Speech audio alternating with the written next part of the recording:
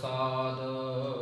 पावन शब्द धन गुरु तेग बहादुर साहब महाराज जी सच्चे सतगुरु। हिंद दी चादर तप बंदगी दा स्वरूप, त्याग दे मुजस्मे, इन्हां दा जय श्री रागरी दे अंदर एक ओंकार, एक अद्वितीय ब्रह्म ओंकार सर्व का प्रकाशक सत चित आनंद सच्चिदानंद सच्चे सतगुर की किरपा रहमत बख्शिश दे नाल इस अद्वितीय ब्रह्म की प्राप्ति होती है। सत चित आनंद ये तीन गुण ने, ये तीन गुण उस प्रभु परमात्मा दे अंदर ही ने। सत गुर प्रसाद, सत स्वरूप गुर चेतन ते प्रसाद आनंद स्वरूप। कौन? एक ओंकार। एक बारी मैं फिर व्याख्या कर दिया, एक ओंकार। हुण कई बारी असी किसी का नाम लेने ते जिंदे कोले नाम लेने वो कहता है इनके कोई गुण लक्षण दस, मैनू याद आ जाए, मैनू चेता आ जाए, मैनू पता लगे भी किस तरह का है। ते असी फिर कह दिन्ने ये भाई मिस्त्री है, लकड़ का बड़ा वधिया काम करता है, बड़ा सियाना है, ते फलानी थां ते इनकी दुकान है, तू उत्थे पहुँच जाई, तेनू ये मिल जाएगा, तेरा कार्ज हो जाएगा। उस तरह इनू वस्तु निर्देशक मंगलाचरण आख्या जाता है।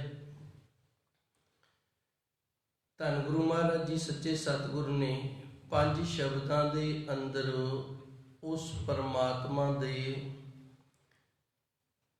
स्वरूप की गुणा की वडियाई कर दी है। एक ओंकार, 2 शब्द ने, एक गिनती का अंक है, एक ओंकार सर्व का प्रकाशक।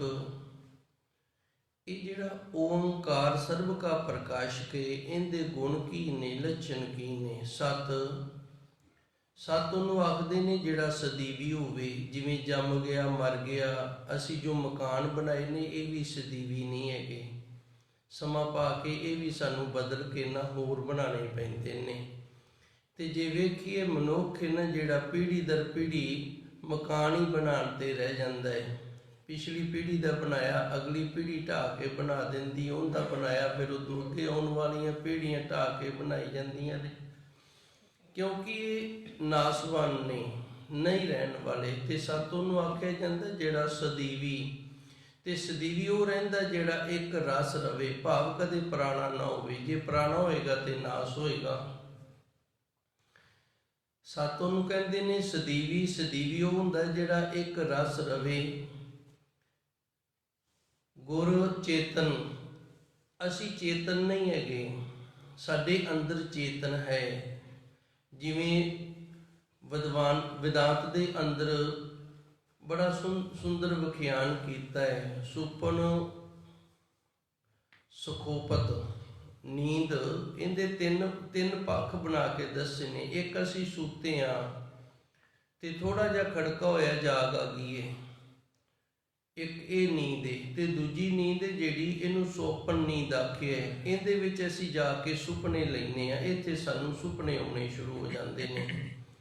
ते तीजी जिहड़ी इनू सुखोपत आखी है, सुखोपत, इत्थे सानू बड़ी गहरी नींद आ जाती, सानू ये भी नहीं पता हुंदा भी असीं पए कित्थे आ, सुते कित्थे पए आ। हुण सानू सुपना आया है, ये सुपना सानू सुतिया नूं आया ते सानू चेते किवें रिहा है? ये साडे अंदर उस प्रभु की चेतन सत्ता है जिंदे नाल ये सुपना सानू चेता रह गया है। वो परमात्मा अकाल पुरख वाहिगुरू सदा ही चेतन सत्ता दे विच रहिंदा है, ते उनकी चेतन सत्ता दे नाल साडे अंदर ये चेतन सत्ता जिहड़ी है ये बनी। इहनूं कहंदे ने सत चित, चेतन सत्ता दे विच रहन वाला ते प्रसाद आनंद। उनके घरे कदी गमी नहीं, सदा खुश ही रहिंदा है। आनंद का अर्थ हुंदा खुश, ते ये वो खुशी नहीं जिहड़ी ਹੌਲੀ ਹੌਲੀ ਪੁਰਾਣੀ ਹੋ ਜਾਣੀ, ਕਿਉਂਕਿ ਉਹ ਝੂਠੀ ਖੁਸ਼ੀ ਹੁੰਦੀ ਹੈ ਜਿਹੜੀ ਹੌਲੀ ਹੌਲੀ ਪੁਰਾਣੀ ਹੋ ਜਾਂਦੀ ਤੇ ਫਿਰ ਖਤਮ ਵੀ ਹੋ ਜਾਂਦੀ ਹੈ। ਸੋ ਧੰਨ ਗੁਰੂ ਮਹਾਰਾਜ ਜੀ ਸੱਚੇ ਸਤਿਗੁਰੂ ਨੇ ਵਸਤੂ ਨਿਰਦੇਸ਼ਕ ਮੰਗਲਾਚਰਨ ਕੀਤਾ ਹੈ। ਇੱਕ ਅਦੁੱਤੀ ਓੰਕਾਰ ਸਰਬ ਕਾ ਪ੍ਰਕਾਸ਼ਕ ਸਤ ਚਿਤ ਆਨੰਦ, ਤੇ ਇਹਦੀ ਪ੍ਰਾਪਤੀ ਦਾ ਜਿਹੜਾ ਸਾਧਨ ਨੇ ਉਹ ਗੁਰੂ ਹੈ, ਗੁਰ ਪ੍ਰਸਾਦ। ਇਸ ਤਰ੍ਹਾਂ ਸਤ ਗੁਰ ਪ੍ਰਸਾਦ, ਇਹਦੇ ਫਿਰ ਦੋ ਅਰਥ ਕਰ ਲੈਂਦੇ ਨੇ ਵੀ ਪ੍ਰਾਪਤੀ ਕਿਵੇਂ ਹੋਏਗੀ। ਸਤ ਗੁਰ ਸੱਚਾ ਗੁਰੂ ਮਿਲ ਜਾਵੇ, ਪ੍ਰਸਾਦ ਉਹਦੀ ਕਿਰਪਾ ਦੇ ਨਾਲ, ਉਹਦੀ ਰਹਿਮਤ ਦੇ ਨਾਲ, ਉਸ ਪ੍ਰਭੂ ਪਰਮਾਤਮਾ ਦੀ ਜੋ ਅਦੁੱਤੀ ਬ੍ਰਹਮ ਸਰਬ ਕਾ ਪ੍ਰਕਾਸ਼ਕ ਹੈ ਉਸ ਦੀ ਪ੍ਰਾਪਤੀ ਹੁੰਦੀ ਹੈ ਜੀ। ਭੁੱਲਿਓ ਮਨ ਮਾਇਆ ਉਰਝਾਇਓ। ਧੰਨ ਗੁਰੂ ਤੇਗ ਬਹਾਦਰ ਸਾਹਿਬ ਮਹਾਰਾਜ ਸਾਨੂੰ ਸਮਝਾਉਂਦੇ ਨੇ ਕਿ ਮਨ ਸਾਡਾ ਨਾ ਜਿਹੜਾ ਇਹ ਭੁੱਲ ਗਿਆ ਹੈ। ਜਦੋਂ ਭੁੱਲ ਗਿਆ ਤੇ ਫਿਰ ਉਰਝਾਇਓ, ਉਰਝਾਇਓ ਦਾ ਅਰਥ ਹੁੰਦਾ ਉਲਝ ਜਾਣਾ, ਤੇ ਇਹ ਉਲਝ ਗਿਆ ਹੈ। ਤੇ ਉਲਝਿਆ ਕਿਵੇਂ ਹੈ? ਮਾਇਆ, ਉਲਝਾਉਣ ਵਾਲਾ ਕੌਣ ਹੈ? ਮਾਇਆ। ਮਾਇਆ ਕਿਹੜੀ? ਮਾਇਆ ਤਿੰਨ ਪ੍ਰਕਾਰ ਦੀ, ਬ੍ਰਹਮ ਮਾਇਆ ਜਿਹਦੇ ਨਾਲ ਸਾਰੇ ਸੰਸਾਰ ਦੀ ਰਚਨਾ ਹੋਈ ਹੈ, ਦੂਜੀ ਚੇਤਨ ਮਾਇਆ ਜਿਹੜੀ ਹੈ ਇਹ ਔਰਤ ਨੂੰ ਮੰਨਿਆ, ਤੀਜੀ ਜੜ ਮਾਇਆ ਇਹ ਪੈਸੇ ਨੂੰ ਮੰਨਿਆ। ਭੁੱਲਿਓ ਮਨ, ਮਨ ਭੁੱਲ ਗਿਆ ਹੈ ਤੇ ਮਾਇਆ ਨੇ ਇਸ ਨੂੰ ਉਲਝਾ ਲਿਆ ਹੈ।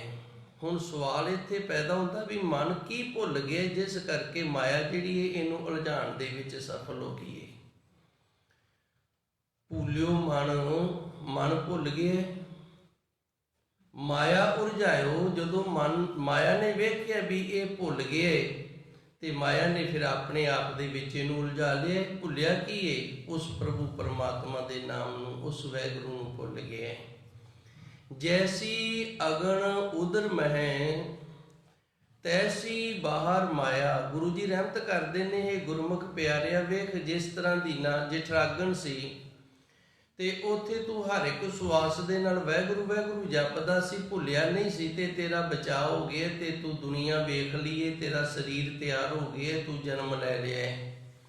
ਤੈਸੀ ਬਾਹਰ ਮਾਇਆ, ਇਸੇ ਤਰ੍ਹਾਂ ਬਾਹਰ ਦੀ ਜਿਹੜੀ ਮਾਇਆ ਹੈ ਨਾ ਇਹ ਵੀ ਇਸੇ ਤਰ੍ਹਾਂ ਹੀ ਹੈ। ਜੇ ਤੂੰ ਹਰ ਇੱਕ ਸਵਾਸ ਦੇ ਨਾਲ ਉਸ ਪ੍ਰਭੂ ਪਰਮਾਤਮਾ ਦਾ ਨਾਮ ਜਪੇਗਾ ਨਾ, ਸਿਮਰਨ ਕਰੇਗਾ ਤੇ ਫਿਰ ਮਾਇਆ ਤੈਨੂੰ ਉਲਝਾਏਗੀ ਨਹੀਂ। ਧੰਨ ਗੁਰਬਾਣੀ ਦੇ ਅੰਦਰ ਗੁਰੂ ਅਰਜਨ ਦੇਵ ਜੀ ਦਾ ਪਾਵਨ ਪਵਿੱਤਰ ਸ਼ਬਦ ਆਉਂਦਾ ਹੈ, ਚੇਤਾ ਈ ਤਾਂ ਚੇਤ ਸਾਹਿਬ ਸੱਚਾ ਸੋ ਧਨੀ।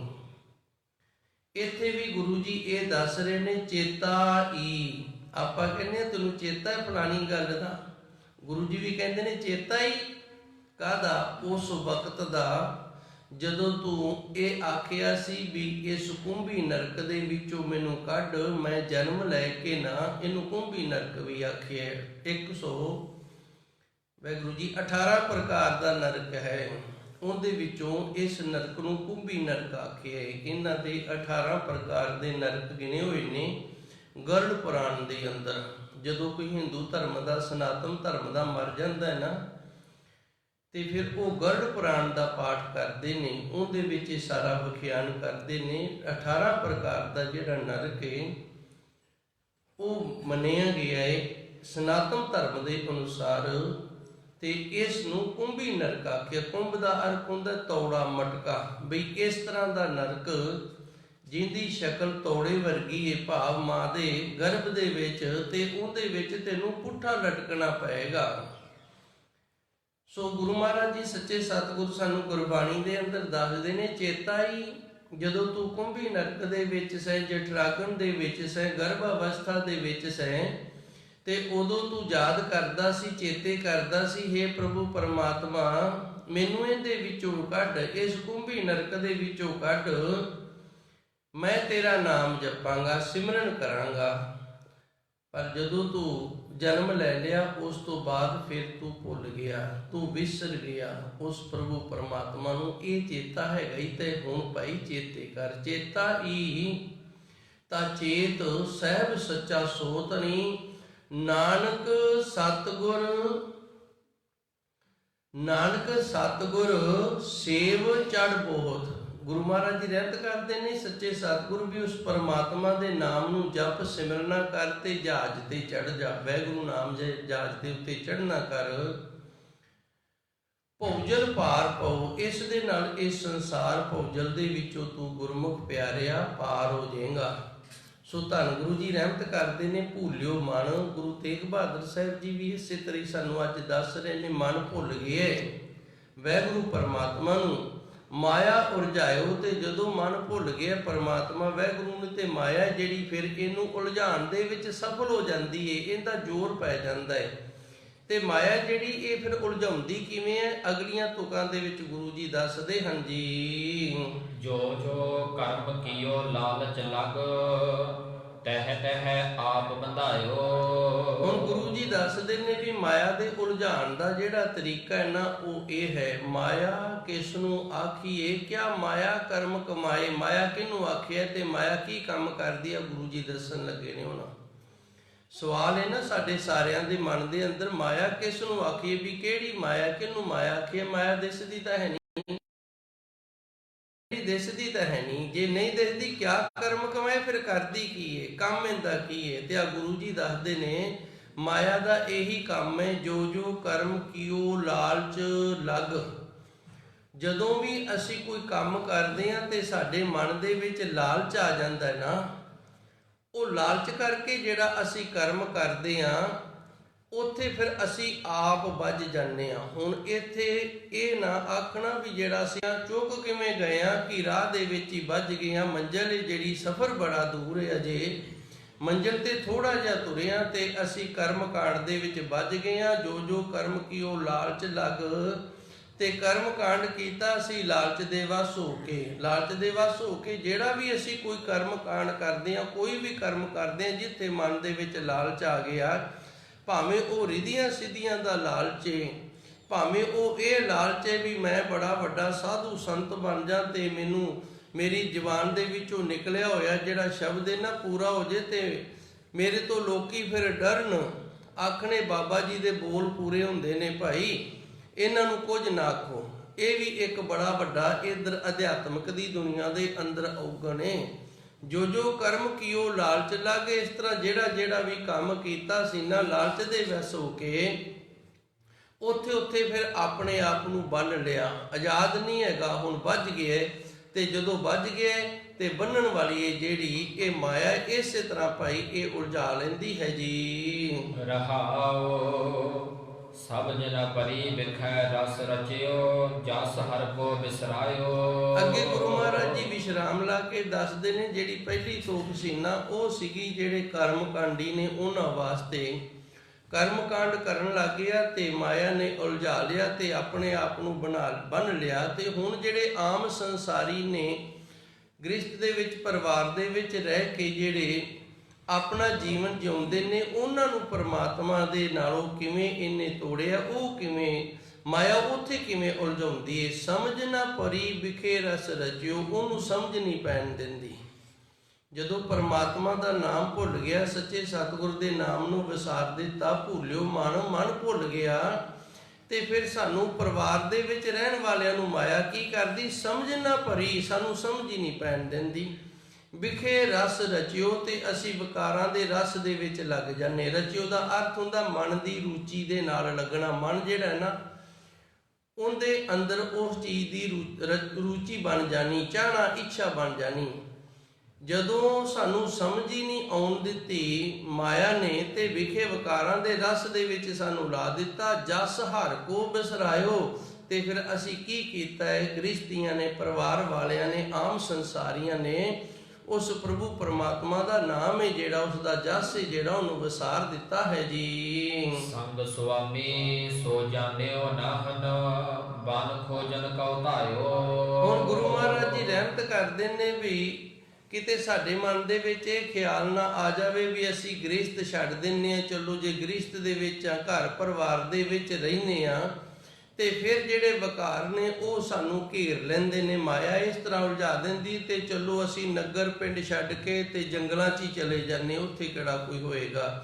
ਗੁਰੂ ਮਹਾਰਾਜ ਜੀ ਰਹਿਮਤ ਕਰਦੇ ਨੇ, ਨਹੀਂ, ਇਹਨੇ ਉੱਥੇ ਵੀ ਖਹਿੜਾ ਨਹੀਂ ਛੱਡਣਾ। ਜਦੋਂ ਤੱਕ ਉਸ ਪ੍ਰਭੂ ਪਰਮਾਤਮਾ ਸੱਚੇ ਸਤਿਗੁਰ ਦੇ ਨਾਮ ਦੇ ਨਾਲ ਨਹੀਂ ਜੋੜਦਾ। ਭੁੱਲਿਓ ਮਨ, ਜਦੋਂ ਤੱਕ ਤੇਰਾ ਮਨ ਭੁੱਲਿਆ ਫਿਰਦਾ ਹੈ ਨਾ, ਮਾਇਆ ਉਲਝਾਇਓ, ਇਹ ਵੀ ਮਾਇਆ ਨੇ ਇਸ ਤਰ੍ਹਾਂ ਵੀ ਉਲਝਾ ਲੈਣਾ ਹੈ। ਕਿਵੇਂ? ਸੰਗ ਸੁਆਮੀ ਜਾਨੋ ਨਾ ਹਨ। ਉਹ ਪ੍ਰਭੂ ਪਰਮਾਤਮਾ ਹੈ ਤੇਰੇ ਅੰਦਰ, ਤੇਰੇ ਨਾਲ ਹੀ, ਤੂੰ ਉਹਨੂੰ ਨਹੀਂ ਜਾਣਿਆ। ਬਨ ਕੋਜਨ ਕੋ ਧਾਇਓ, ਤੇ ਫਿਰ ਤੂੰ ਜੰਗਲਾਂ ਦੇ ਵਿੱਚ ਉਹਨੂੰ ਲੱਭਦਾ ਫਿਰਦਾ ਹੈ ਜੀ। ਰਤਨ ਰਾਮ ਘਟ ਹੀ ਕੇ ਭੀਤਰ, ਤਾਕੋ ਗਿਆਨ ਨਾ ਪਾਇਓ। ਹਰੀ ਅਕਾਲ ਪੁਰਖ ਵਾਹਿਗੁਰੂ ਦਾ ਨਾਮ ਹੈ ਜਿਹੜਾ, ਇਹ ਰਤਨ ਹੈ, ਅਮੋਲਕ ਹੈ, ਤੇ ਹੈਗਾ ਸਾਡੇ ਅੰਦਰ ਹੀ। ਇਹ ਘਟ ਕਹਿੰਦੇ ਨੇ ਸਰੀਰ ਨੂੰ। ਹੀ ਕੇ ਭੀਤਰ ਹੀ ਨਿਸ਼ਚੈ ਵਾਚਕ ਹੈ। ਇਹ ਵਿਆਕਰਨ ਦੇ ਵਿੱਚ ਕੁਝ ਸ਼ਬਦ ਹੁੰਦੇ ਨੇ, ਉਹਨਾਂ ਨੂੰ ਨਿਸ਼ਚੈ ਵਾਚਕ ਸ਼ਬਦ ਆਖਿਆ ਜਾਂਦਾ ਹੈ, ਜਿੰਦੇ ਤੋਂ ਇਸ ਗੱਲ ਦਾ ਨਿਸ਼ਚਾ ਹੋ ਜਾਵੇ, ਤਸੱਲੀ, ਜ਼ੋਰ, ਪ੍ਰੋੜਤਾ। ਜਿਵੇਂ ਫਰਿੱਜ ਦੇ ਵਿੱਚ ਇੱਕ ਸੇਬ ਪਿਆ ਤੇ ਬੱਚਾ ਕਹਿੰਦਾ ਸੇਬ ਮੈਂ ਖਾਵਾਂਗਾ। ਇਹਦੇ ਵਿੱਚ ਕੋਈ ਵੀ ਸ਼ਬਦ ਹੈ ਨਾ ਜਿਹੜਾ, ਉਹ ਨਿਸ਼ਚੈ ਵਾਚਕ ਨਹੀਂ। ਹੁਣ ਮੈਂ ਦੂਜੀ ਤੁਕ ਬੋਲਦਾ, ਬੱਚਾ ਕਹਿੰਦਾ ਸੇਬ ਮੈਂ ਹੀ ਖਾਵਾਂਗਾ। ਹੁਣ ਜਿਹੜਾ ਹੀ ਸ਼ਬਦ ਹੈ ਨਾ, ਇਹ ਨਿਸ਼ਚੈ ਵਾਚਕ ਹੋ ਗਿਆ। ਇਹਦੇ ਤੋਂ ਇਹ ਪਤਾ ਲੱਗਦਾ ਵੀ ਬੱਚੇ ਦਾ ਪੱਕਾ ਨਿਸ਼ਚੈ ਵੀ ਸੇਬ ਮੈਂ ਹੀ ਖਾਵਾਂਗਾ। ਜੇ ਕਿਸੇ ਹੋਰ ਨੇ ਖਾ ਲਿਆ ਤੇ ਫਿਰ ਇਹ ਜਾਂ ਰੁੱਸੇਗਾ ਜਾਂ ਇਹਨੂੰ ਹੋਰ ਲਿਆ ਕੇ ਦੇਣਾ ਪਏਗਾ। ਇਹਨੂੰ ਕਹਿੰਦੇ ਨੇ ਨਿਸ਼ਚੈ ਵਾਚਕ, ਜਿੰਦੇ ਤੇ ਜ਼ੋਰ ਦਿੱਤਾ ਜਾਵੇ। ਹੁਣ ਗੁਰੂ ਮਹਾਰਾਜ ਜੀ ਸਾਨੂੰ ਇਹ ਨਿਸ਼ਚਾ ਕਰਾਉਂਦੇ ਨੇ, ਦ੍ਰਿੜਤਾ ਕਰਾਉਂਦੇ ਨੇ। ਰਤਨ ਰਾਮ ਘਟ ਹੀ ਕੇ ਭੀਤਰ, ਭਾਈ ਤੇਰੇ ਸਰੀਰ ਦੇ ਅੰਦਰ ਹੀ ਉਸ ਅਕਾਲ ਪੁਰਖ ਵਾਹਿਗੁਰੂ ਦਾ ਨਾਮ ਹੈ ਨਾ ਜਿਹੜਾ ਅਮੋਲਕ ਵਸਿਆ ਹੋਇਆ ਹੈ। ਤਾਕੋ ਗਿਆਨ ਨਾ ਪਾਇਓ, ਉਹਦਾ ਤੂੰ ਗਿਆਨ ਨਹੀਂ ਪਾਇਆ ਹੈ ਜੀ। ਜਨ ਨਾਨਕ ਭਗਵੰਤ ਭਜਨ ਬਿਨ, ਬਿਰਥਾ ਜਨਮ ਗਵਾਇਓ। ਧੰਨ ਗੁਰੂ ਜੀ ਰਹਿਮਤ ਕਰਦੇ ਨੇ, ਪਰਮਾਤਮਾ ਦੇ ਭਜਨ ਤੋਂ ਬਿਨਾ, ਭਗਵੰਤ ਭਜਨ, ਪਰਮਾਤਮਾ ਵਾਹਿਗੁਰੂ ਦੇ ਭਜਨ ਤੋਂ ਬਿਨਾ ਬਿਰਥਾ ਜਨਮ ਗਵਾਇਓ। ਇਹ ਜੀਵਨ ਹੈ ਜਿਹੜਾ, ਇਹਨੂੰ ਵਿਅਰਥ ਦੇ ਵਿੱਚ ਗਵਾਉਣਾ ਕੀਤਾ, ਵਿਅਰਥ ਦੇ ਵਿੱਚ ਗਵਾ ਲਿਆ ਹੈ ਜੀ। ਜੈ ਸਰੀ ਮਹੱਲਾ ਨਵਾ, ਹਰਿ ਜੋ ਰਾਖ ਲਿਓ ਬਤ ਮੇਰੀ। ਧੰਨ ਗੁਰੂ ਤੇਗ ਬਹਾਦਰ ਸਾਹਿਬ ਮਹਾਰਾਜ ਜੀ ਦਾ ਪਾਵਨ ਪਵਿੱਤਰ ਸ਼ਬਦ ਗੁਰੂ ਜੀ ਰਹਿਮਤ ਕਰਦੇ ਨੇ। ਸ਼ਬਦ ਦੇ ਅੰਦਰ ਹੇ ਹਰੀ ਅਕਾਲ ਪੁਰਖ ਵਾਹਿਗੁਰੂ, ਇਹ ਮਾਇਆ ਜਿਹੜੀ ਇਹ ਉਲਝਾ ਲੈਂਦੀ ਹੈ ਤੇ ਉਲਝਾਉਂਦੀ ਉਦੋਂ ਹੈ ਜਦੋਂ ਅਸੀਂ ਤੇਰੇ ਨਾਮ ਨੂੰ ਭੁੱਲ ਜਾਂਦੇ ਹਾਂ। ਤੂੰ ਕਿਰਪਾ ਕਰ ਹਰ ਜੂ, ਹੇ ਹਰੀ ਅਕਾਲ ਪੁਰਖ ਵਾਹਿਗੁਰੂ ਜੀਓ, ਰਾਖ ਲਿਓ, ਰੱਖਣਾ ਕਰੋ ਪਤ ਮੇਰੀ। ਪਤ ਦਾ ਅਰਥ ਹੁੰਦਾ ਇੱਜ਼ਤ, ਮੇਰੀ ਇੱਜ਼ਤ ਰੱਖਣਾ ਕਰੋ। ਇਹ ਸਾਡੀ ਇੱਜ਼ਤ ਕਿਵੇਂ ਰਹਿੰਦੀ ਹੈ? ਸਾਡੀ ਇੱਜ਼ਤ ਤਾਂ ਰਹਿੰਦੀ ਹੈ ਮਾਨਸ ਤੇ ਭਏ ਦੇਵਤੇ। ਜੇ ਅਸੀਂ ਮਨੁੱਖਾ ਜੀਵਨ ਤੋਂ ਦੇਵਤਿਆਂ ਵਰਗੇ ਹੋ ਜਾਂਦੇ ਹਾਂ ਤੇ ਫਿਰ ਤਾਂ ਸਾਡੀ ਇੱਜ਼ਤ ਹੈ, ਸਾਡੀ ਪਤ ਹੈ। ਤੇ ਜੇ ਭਾਈ ਮਨੁੱਖਾ ਜਨਮ ਹੈ ਜਿਹੜਾ, ਇਹ ਤੋਂ ਬਾਅਦ ਕਿਸੇ ਕੁੱਤੇ ਦੀ, ਕਿਸੇ ਸੂਰ ਦੀ, ਕਿਸੇ ਗਧੇ ਦੀ ਜੂਨ ਦੇ ਵਿੱਚ ਗਏ ਚਲੇ, ਤੇ ਫਿਰ ਸਾਡੀ ਇੱਜ਼ਤ ਥੋੜੀ, ਅਸੀਂ ਬੰਦੇ ਤੋਂ ਥੱਲੇ ਨੂੰ ਜਾ ਰਹੇ ਹਾਂ, ਕੁੱਤਿਆਂ ਬਿੱਲਿਆਂ ਦੀ ਜੂਨ ਦੇ ਵਿੱਚ ਜਾ ਰਹੇ ਹਾਂ। ਹਰ ਜੂ ਰਾਖ ਲਿਓ ਪਤ ਮੇਰੀ, ਹੇ ਹਰੀ ਅਕਾਲ ਪੁਰਖ ਵਾਹਿਗੁਰੂ ਕਿਰਪਾ ਕਰੋ। ਮਾਇਆ ਨਾ ਜਿਹੜੀ ਇਹ ਸਾਨੂੰ ਉਲਝਾ ਲੈਂਦੀ ਏ, ਉਲਝਣ ਚ ਪਾ ਦਿੰਦੀ ਏ, ਤੇ ਤੁਸੀਂ ਕਿਰਪਾ ਕਰੋ। ਅਸੀਂ ਮਨੁੱਖ ਹਾਂ, ਕਿਰਪਾ ਕਰ, ਰਹਿਮਤ ਕਰ, ਸਾਨੂੰ ਮਨੁੱਖਾਂ ਤੋਂ ਦੇਵਤਿਆਂ ਵਾਲੀ ਜਿਹੜੀ ਪਦਵੀ ਏ ਇਹ ਪ੍ਰਾਪਤ ਹੋਈ। ਭਾਵ ਸਾਡੇ ਵਿੱਚ ਦੈਵੀ ਗੁਣ ਆ ਜਾਣ। ਦੇਵਤੇ ਉਹਨੂੰ ਆਖਿਆ ਜਾਂਦਾ ਜਿੰਦੇ ਵਿੱਚ ਮਾਨਸ ਤੇ ਭੈ ਦੇਵਤੇ, ਗੁਰਬਾਣੀ ਦੇ ਅੰਦਰ ਫਰਮਾਨ ਹੁੰਦਾ ਨਾ, ਮਾਨਸ ਤੇ ਭੈ ਦੇਵਤੇ। ਮਨੁੱਖ ਤੋਂ ਦੇਵਤੇ ਕਿਵੇਂ ਹੋਏ ਨੇ? ਸਰੀਰ ਇਸੇ ਤਰ੍ਹਾਂ ਰਿਹਾ ਹੈ, ਪਰ ਜਿਹੜੇ ਗੁਣ ਨੇ ਨਾ ਉਹ ਬਦਲ ਗਏ ਨੇ, ਦੈਵੀ ਗੁਣ ਨੇ ਜਿਹੜੇ ਉਹ ਆ ਗਏ ਨੇ। ਸੋ ਗੁਰੂ ਜੀ ਵੀ ਰਹਿਮਤ ਕਰਦੇ ਨੇ, ਹਰ ਜੂ ਰਾਖ ਲਿਓ ਪਤ ਮੇਰੀ, ਇਹ ਹਰੀ ਅਕਾਲ ਪੁਰਖ ਵਾਹਿਗੁਰੂ ਆਪਣੇ ਨਾਮ ਦੇ ਨਾਲ ਜੋੜ ਕੇ ਰੱਖ। ਸਾਡੇ ਅੰਦਰ ਦੈਵੀ ਗੁਣਾਂ ਦੀ ਬਹੁਲਤਾਈ ਹੋ ਜਾਏ ਤੇ ਸਾਡੀ ਵੀ ਪਤ ਰਹਿ ਜਾਵੇ ਜੀ। ਜਨ ਕੋ ਤਰਾਸ ਭਇਓ ਔਰ ਅੰਤਰ, ਸਰਨ ਗਹੀ ਕਿਰਪਾ ਨਿਧ ਤੇਰੀ। ਜਦੋਂ ਤੱਕ ਮਨੁੱਖ ਦੇ ਅੰਦਰ ਡਰ ਨਾ ਹੋਵੇ ਉਦੋਂ ਤੱਕ ਉਹ ਸਿਆਣਾ ਨਹੀਂ ਹੁੰਦਾ। ਮਨੁੱਖ ਜਿਹੜਾ, ਉਹਦੇ ਅੰਦਰ ਜਦੋਂ ਤੱਕ ਡਰ ਨਾ ਹੋਵੇ ਉਦੋਂ ਤੱਕ ਉਹ ਸਿਆਣਾ ਨਹੀਂ ਹੁੰਦਾ। ਡਰ ਭਾਵੇਂ ਮਾਤਾ ਪਿਤਾ ਦਾ ਹੋਵੇ, ਡਰ ਭਾਵੇਂ ਸਮਾਜ ਦਾ ਹੋਵੇ, ਡਰ ਭਾਵੇਂ ਗੁਰੂ ਦਾ ਹੋਵੇ। ਜਿਹੜੇ ਆਪਣੇ ਮਾਤਾ ਪਿਤਾ ਤੋਂ ਡਰਦੇ ਨੇ ਨਾ ਉਹ ਗਲਤੀ ਨਹੀਂ ਕਰਦੇ। ਜਿਹੜੇ ਸਮਾਜ ਤੋਂ ਡਰਦੇ ਨਾ ਵੀ ਲੋਕੀ ਕੀ ਆਖਣਗੇ, ਵੀ ਇਹ ਫਲਾਣਾ ਸਿੰਘ ਦਾ ਪੁੱਤਰ ਹੈ, ਸਾਡੀ ਚੰਗੀ ਪਿੱਛੇ ਤੋਂ ਪੀੜ੍ਹੀ ਦਰ ਪੀੜ੍ਹੀ ਬਣੀ ਆਈ ਹੈ, ਤੇ ਫਿਰ ਉਹ ਵੀ ਗਲਤ ਕੰਮ ਨਹੀਂ ਕਰਦੇ। ਇਸੇ ਤਰ੍ਹਾਂ ਜਿਹੜੇ ਗੁਰੂ ਤੋਂ ਡਰਦੇ ਨੇ, ਜਿਹੜੇ ਪਰਮਾਤਮਾ ਵਾਹਿਗੁਰੂ ਤੋਂ ਡਰਦੇ ਨੇ ਨਾ, ਉਹ ਵੀ ਗਲਤ ਕੰਮ ਨਹੀਂ ਕਰਦੇ। ਇੱਥੇ ਧੰਨ ਗੁਰੂ ਤੇਗ ਬਹਾਦਰ ਸਾਹਿਬ ਮਹਾਰਾਜ ਜੀ ਸਾਨੂੰ ਦੱਸ ਰਹੇ ਨੇ, ਜਮ ਕੋ ਤਰਾਸ। ਤਰਾਸ ਦਾ ਅਰਥ ਹੁੰਦਾ ਡਰ। ਭਇਓ ਔਰ ਅੰਤਰ, ਜਦੋਂ ਸਾਡੇ ਹਿਰਦੇ ਦੇ ਅੰਦਰ ਜਮਾ ਦਾ ਡਰ ਆਣ ਕੇ ਪੈ ਜਾਵੇਗਾ ਨਾ, ਫਿਰ ਸਰਨ ਗਹੀ ਕਿਰਪਾ ਨਿਧ ਤੇਰੀ, ਫਿਰ ਅਸੀਂ ਗੁਰੂ ਦੀ ਸ਼ਰਨ ਦੇ ਵਿੱਚ ਆਵਾਂਗੇ। ਜਦੋਂ ਤੱਕ ਸਾਨੂੰ ਡਰ ਹੀ ਨਹੀਂ, ਫਿਰ ਨਾ ਅਸੀਂ ਪਾਪ ਕਰਨੋਂ ਹਟਦੇ ਹਾਂ, ਨਾ ਝੂਠ ਬੋਲਣੋਂ ਹਟਦੇ ਹਾਂ, ਤੇ ਨਾ ਹੀ ਗੁਰੂ ਵਾਲੇ ਹੁੰਦੇ ਆ, ਨਾ ਹੀ ਗੁਰੂ ਦੀ ਸ਼ਰਨ ਦੇ ਵਿੱਚ ਹੁੰਦੇ ਆ। ਵੇਖਿਆ ਗਿਆ ਹੈ ਨਾ, ਜਦੋਂ ਕਿਤੇ ਸਾਡੇ ਤੇ ਕੋਈ ਦੁੱਖ ਵਾਲੀ ਘੜੀ ਆਉਂਦੀ ਹੈ ਨਾ, ਫਿਰ ਅਸੀਂ ਗੁਰੂ ਘਰ ਆਉਂਦੇ ਹਾਂ, ਗੁਰੂ ਮਹਾਰਾਜ ਜੀ ਦੀ ਸ਼ਰਨ ਲੈਂਦੇ ਹਾਂ। ਕਿਉਂ? ਹੁਣ ਦੁੱਖ ਹੈ ਜਿਹੜਾ, ਇਹ ਡਰਾਉਣ ਲੱਗ ਗਿਆ ਹੈ। ਦੁੱਖ ਨੇ ਸਾਡੇ ਅੰਦਰ ਡਰ ਪੈਦਾ ਕਰ ਦਿੱਤਾ ਹੈ। ਤੇ ਇੱਥੇ ਮੈਂ ਇਹ ਵੀ ਦੱਸ ਦਿਆਂ, ਡਰ ਤੋਂ ਬਿਨਾਂ ਜਿਹੜਾ ਗਿਆਨ ਹੈ ਨਾ, ਉਸ ਦੀ ਪ੍ਰਾਪਤੀ ਵੀ ਨਹੀਂ ਹੁੰਦੀ। ਤੇ ਜਦੋਂ ਗਿਆਨ ਦੀ ਪ੍ਰਾਪਤੀ ਹੋ ਜਾਂਦੀ, ਫਿਰ ਡਰ ਦੂਰ ਹੋ ਜਾਂਦਾ ਹੈ। ਇਹਦੇ ਲਈ ਇੱਕ ਨੁਕਤਾ ਹੈ, ਸੰਤ ਮਸ਼ਕੀਨ ਸਿੰਘ ਜੀ ਉਹ ਪੇਸ਼ ਕਰਦੇ ਹੁੰਦੇ ਸਨ। ਕਹਿੰਦੇ ਸਨ, ਪਹਿਲੇ ਦਿਨ ਜਿੱਦਣ ਮੋਟਰਸਾਈਕਲ ਚਲਾਵੇ ਨਾ ਬੱਚਾ, ਉਹ ਪੂਰਾ ਡਰਦਾ ਹੈ, ਉਹਦੇ ਅੰਦਰ ਡਰ ਹੁੰਦਾ ਹੈ, ਤੇ ਉਹ ਮੋਟਰਸਾਈਕਲ ਨੂੰ ਬੜੇ ਧਿਆਨ ਦੇ ਨਾਲ, ਸਾਵਧਾਨੀ ਦੇ ਨਾਲ ਚਲਾਉਂਦਾ। ਹੌਲੀ ਹੌਲੀ ਜਦੋਂ ਚਲਾਉਣ ਦਾ ਗਿਆਨ ਆ ਗਿਆ, ਫਿਰ ਉਹਦੇ ਅੰਦਰੋਂ ਡਰ ਦੂਰ ਹੋ ਜਾਂਦਾ ਹੈ। ਇਸੇ ਤਰ੍ਹਾਂ ਪਹਿਲੂ ਡਰ ਪੈਦਾ ਹੁੰਦਾ ਹੈ, ਫਿਰ ਪ੍ਰਭੂ ਪਰਮਾਤਮਾ ਦੇ ਨਾਮ ਦੇ ਨਾਲ ਡਰ ਕਰਕੇ ਜੁੜੀਦਾ ਹੈ। ਤੇ ਜਿਵੇਂ ਜਿਵੇਂ ਉਸ ਪਰਮਾਤਮਾ ਦਾ ਗਿਆਨ ਪੈਦਾ ਹੁੰਦਾ ਜਾਂਦਾ ਹੈ ਨਾ, ਉਵੇਂ ਉਵੇਂ ਸੱਚੇ ਸਤਿਗੁਰ ਦੀ ਕਿਰਪਾ ਹੁੰਦੀ ਜਾਂਦੀ ਹੈ, ਅੰਦਰ ਅਵਸਥਾ ਬਣ ਜਾਂਦੀ ਹੈ ਨਿਰਭੈਤਾ ਵਾਲੀ, ਅਭੈ ਪਦਵੀ ਪ੍ਰਾਪਤ ਹੁੰਦੀ ਜਾਂਦੀ ਹੈ। ਇੱਥੇ ਇੱਕ ਹੋਰ ਵੀ ਗੱਲ ਦੱਸਦੇ ਹਾਂ, ਅਸੀਂ ਬਾਣੀ ਪੜ੍ਹਦੇ ਹਾਂ, ਕਈ ਵਾਰੀ ਸਾਡੇ ਅੰਦਰੋਂ ਨਾ ਗੁਰੂ ਦੇ ਨੇੜੇ ਰਹਿਣ ਕਰਕੇ, ਬਾਣੀ ਪੜ੍ਹਨ ਕਰਕੇ, ਕਿਉਂਕਿ ਸੱਚੇ ਸਤਿਗੁਰ ਦੇ ਸਾਰਾ ਦਿਨ ਸਵੇਰ ਤੋਂ ਲੈ ਕੇ ਸ਼ਾਮ ਤੱਕ ਸ਼ਰਨ ਦੇ ਵਿੱਚ ਰਹੀਦਾ, ਤੇ ਸਾਡੇ ਅੰਦਰੋਂ ਵੀ ਗੁਰੂ ਜੀ ਦਾ ਡਰ ਜਿਹੜਾ ਹੈ ਨਾ, ਉਹ ਚੱਕਿਆ ਜਾਂਦਾ ਹੈ। ਇਹ ਡਰ ਨਹੀਂ ਚੱਕਿਆ ਜਾਣਾ ਚਾਹੀਦਾ, ਇਹ ਡਰ ਚੱਕਿਆ ਗਿਆ ਮਾੜਾ ਹੈ। ਫਿਰ ਇਹਦੇ ਨਾਲ ਅਸੀਂ ਅਦਬ ਘਟਾ ਦਿੰਦੇ ਹਾਂ, ਗੁਰੂ ਜੀ ਦਾ ਸਤਿਕਾਰ ਹੈ ਜਿਹੜਾ, ਉਹ ਘਟ ਜਾਂਦਾ ਹੈ। ਜਿਵੇਂ ਪਤਨੀ ਦਾ ਵਿਆਹ ਹੋਇਆ ਨਾ ਪਤੀ ਦੇ ਨਾਲ, ਤੇ ਪਹਿਲੂ ਮਹੀਨਾ 20 ਦਿਨ 10-15 ਦਿਨ ਉਹ ਜੀ ਕਰਦੀ ਹੈ, ਤੇ ਮਗਰੋਂ ਫਿਰ ਜੀ ਤੋਂ ਤੂੰ ਤੇ ਆ ਜਾਂਦੀ। ਤੂੰ ਕੀ ਕਰਦਾ ਹੈ? ਮੈਂ ਸਵੇਰ ਤੋਂ ਲੈ ਕੇ ਰੋਟੀਆਂ ਬਣਾਈ ਜਾਂਦੀ, ਤੂੰ ਕੀ ਕਰਦਾ ਹੈ? ਇਹ ਹੁਣ ਤੂੰ ਤੇ ਆ ਗਈ ਹੈ ਨਾ ਜੀ ਤੋਂ। ਉਸੇ ਤਰ੍ਹਾਂ ਇਹ ਹੁਣ ਡਰ ਚੱਕਿਆ ਗਿਆ, ਭੇਤ ਪਾ ਗਈ ਏ ਜਿਹੜਾ ਹੈ, ਇਹ ਵੀ ਇੱਕ ਗਿਆਨ ਆ ਗਿਆ। ਇਹ ਗਿਆਨ ਨਾ ਆਵੇ, ਗੁਰੂ ਮਹਾਰਾਜ ਜੀ ਇਸ ਗਿਆਨ ਤੋਂ ਬਚਾਈ ਰੱਖਣ। ਸਾਡੇ ਅੰਦਰ ਗੁਰੂ ਜੀ ਦਾ ਜਿਹੜਾ ਸਤਿਕਾਰ ਹੈ, ਗੁਰੂ ਜੀ ਦਾ ਜਿਹੜਾ ਭੈ ਹੈ ਨਾ, ਇਹ ਬਣਿਆ ਰਵੇ। ਸੋ ਧੰਨ ਗੁਰੂ ਜੀ ਰਹਿਮਤ ਕਰਦੇ ਨੇ, ਹਰ ਜੂ ਰਾਖ ਲਿਓ ਪਤ ਮੇਰੀ, ਹੈ ਹਰੀ ਅਕਾਲ ਪੁਰਖ ਵਾਹਿਗੁਰੂ ਕਿਰਪਾ ਕਰ ਮੇਰੀ ਇੱਜ਼ਤ ਰੱਖ।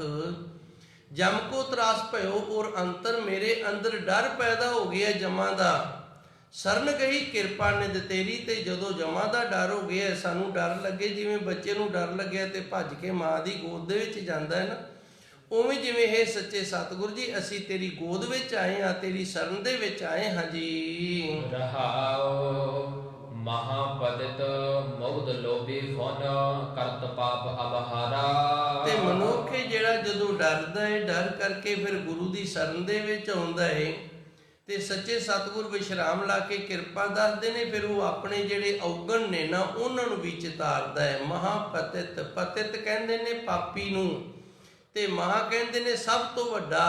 ਮੁਗਧ, ਮੁਗਧ ਕਹਿੰਦੇ ਨੇ ਜਿੰਦੀ ਸੁਰਤ ਬਿਰਤੇ ਨਾ, ਜਿਹੜੀ ਉਹ ਗਧੇ ਵਰਗੀ ਹੋਵੇ, ਜਿੰਨਾ ਕੁ ਡੰਡਾ ਮਾਰਿਆ ਉਹਨਾਂ ਕੁ ਕੰਮ ਕਰ ਦਿੱਤਾ, ਤੇ ਬਾਕੀ ਸਾਰਾ ਜਿਹੜਾ ਉਹ ਉਵੇਂ ਪੈ ਰਹਿ ਗਿਆ। ਫਿਰ ਡੰਡਾ ਮਾਰ ਕੇ ਥੋੜਾ ਜਿਹਾ ਕਰਾ ਲਿਆ।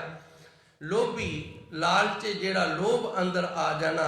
ਹੁਣ ਕਰਤ ਪਾਪ ਅਬਹਾਰਾ, ਇਹ ਪਾਪ ਕਰਦਾ ਕਰਦਾ ਮੈਂ ਹਾਰ ਗਿਆ। ਹਾਰ ਤੋਂ ਭਾਵ ਵੀ ਇਹ ਸਾਰੇ ਪਾਪ ਗੁਨਾਹ ਨੇ ਨਾ ਜਿਹੜੇ, ਇਹਨਾਂ ਤੋਂ ਮੈਂ ਹਾਰ ਗਿਆ। ਹਾਰ ਇਸ ਕਰਕੇ ਗਿਆ ਕਿ ਮੇਰੇ ਅੰਦਰ ਜਮਾ ਦਾ ਜਿਹੜਾ ਡਰ ਹੈ ਨਾ, ਉਹ ਪੈਦਾ ਹੋ ਗਿਆ। ਜੇ ਡਰ ਨਾ ਪੈਦਾ ਹੁੰਦਾ ਤੇ ਫਿਰ ਅੱਗੇ ਹੋਰ ਕਰਨੇ ਸੀ, ਵੀ ਚੱਲ ਕੋਈ ਨਹੀਂ ਕੀ ਹੁੰਦਾ ਹੈ, ਇੱਥੇ ਤਾਂ ਮੌਜਾਂ ਲਈਏ, ਅੱਗੇ ਵੇਖੀ ਜਾਊਗੀ ਜਿਹੜੀ ਹੋਵੇਗੀ। ਸੋ ਗੁਰੂ ਜੀ ਰਹਿਮਤ ਕਰਦੇ ਨੇ, ਮਹਾਪਤਿਤ ਮੁਗਧ ਲੋਭੀ ਫੁਨ, ਹੈ ਮੇਰੇ ਅਕਾਲ ਪੁਰਖ ਵਾਹਿਗੁਰੂ, ਮੈਂ ਸਭ ਤੋਂ ਵੱਡਾ ਪਾਪੀ ਹਾਂ, ਤੇ ਮੇਰੀ ਸੁਰਤ ਬਿਰਤੇ ਜਿਹੜੀ ਉਹ ਵੀ ਗਧੇ ਵਰਗੀ ਹੈ, ਜਿੰਨਾ ਕੁ ਤੂੰ ਕੁੱਟ ਲਏਗਾ ਉਹਨਾਂ ਕੁ ਤੇਰਾ ਕੰਮ ਕਰ ਦਿਆਂਗੇ। ਲੋਭੀ, ਤੇ ਲੋਭੀ ਸਭ ਤੋਂ ਵੱਡਾ ਮੈਂ।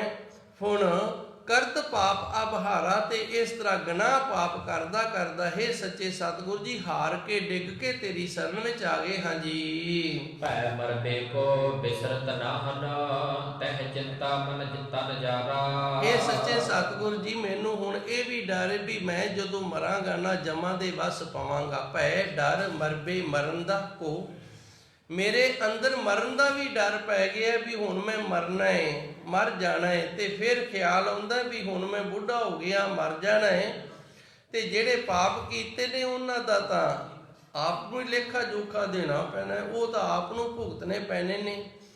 ਇਸੇ ਤਰ੍ਹਾਂ ਮਰਨ ਦੇ ਡਰ ਦੇ ਨਾਲ ਵੀ ਬਿਸਰਤ ਨਹੀਂ, ਇਹ ਮੇਰੇ ਅੰਦਰੋਂ ਹੁਣ ਜਾਂਦਾ ਹੀ ਨਹੀਂ। ਇਹ ਡਰ ਇਸ ਤਰ੍ਹਾਂ ਦਾ ਮੇਰੇ ਅੰਦਰ ਬਣ ਗਿਆ, ਇਹ ਹੁਣ ਅੰਦਰੋਂ ਜਾਂਦਾ ਹੀ ਨਹੀਂ। ਤੇ ਚਿੰਤਾ ਤਨ ਨਜ਼ਾਰਾ, ਇਹ ਮਰਨ ਦੇ ਡਰ ਦੇ ਕਾਰਨ, ਮਰਨ ਦੇ ਫਿਕਰ ਦੇ ਕਾਰਨ ਨਾ ਇਹ ਚਿੰਤਾ ਬਣ ਗਈ ਹੈ ਤੇ ਮੇਰਾ ਸਰੀਰ ਜਿਹੜਾ ਇਹ ਸੜ ਗਿਆ। ਇਹ ਚਿੰਤਾ ਹੈ ਨਾ ਜਿਹੜੀ, ਇਹਦੇ ਪਰਥਾਏ ਇੱਕ ਗੁਰਮੁਖ ਪਿਆਰੇ ਨੇ ਬੜਾ ਸੋਹਣਾ ਦੋਹਰਾ ਲਿਖਿਆ, ਚਿੰਤਾ ਚਿਖਾ ਬਰਾਬਰੀ ਕੇਲੇ ਮੁੱਢ ਕਰੀਰ, ਉਹ ਝੂਲੇ ਉਹ ਚੀਰੀਏ ਚੋਟਾਂ ਸਹਿ ਸਰੀਰ। ਕਹਿੰਦਾ ਚਿੰਤਾ ਤੇ ਚਿਖਾ ਦੋਵੇਂ ਬਰਾਬਰ ਨੇ, ਬੰਦੇ ਨੂੰ ਚਿੰਤਾ ਅੰਦਰੋਂ ਸਾੜਦੀ ਏ ਤੇ ਚਿਖਾ ਬਾਹਰੋਂ ਸਾੜਦੀ ਏ।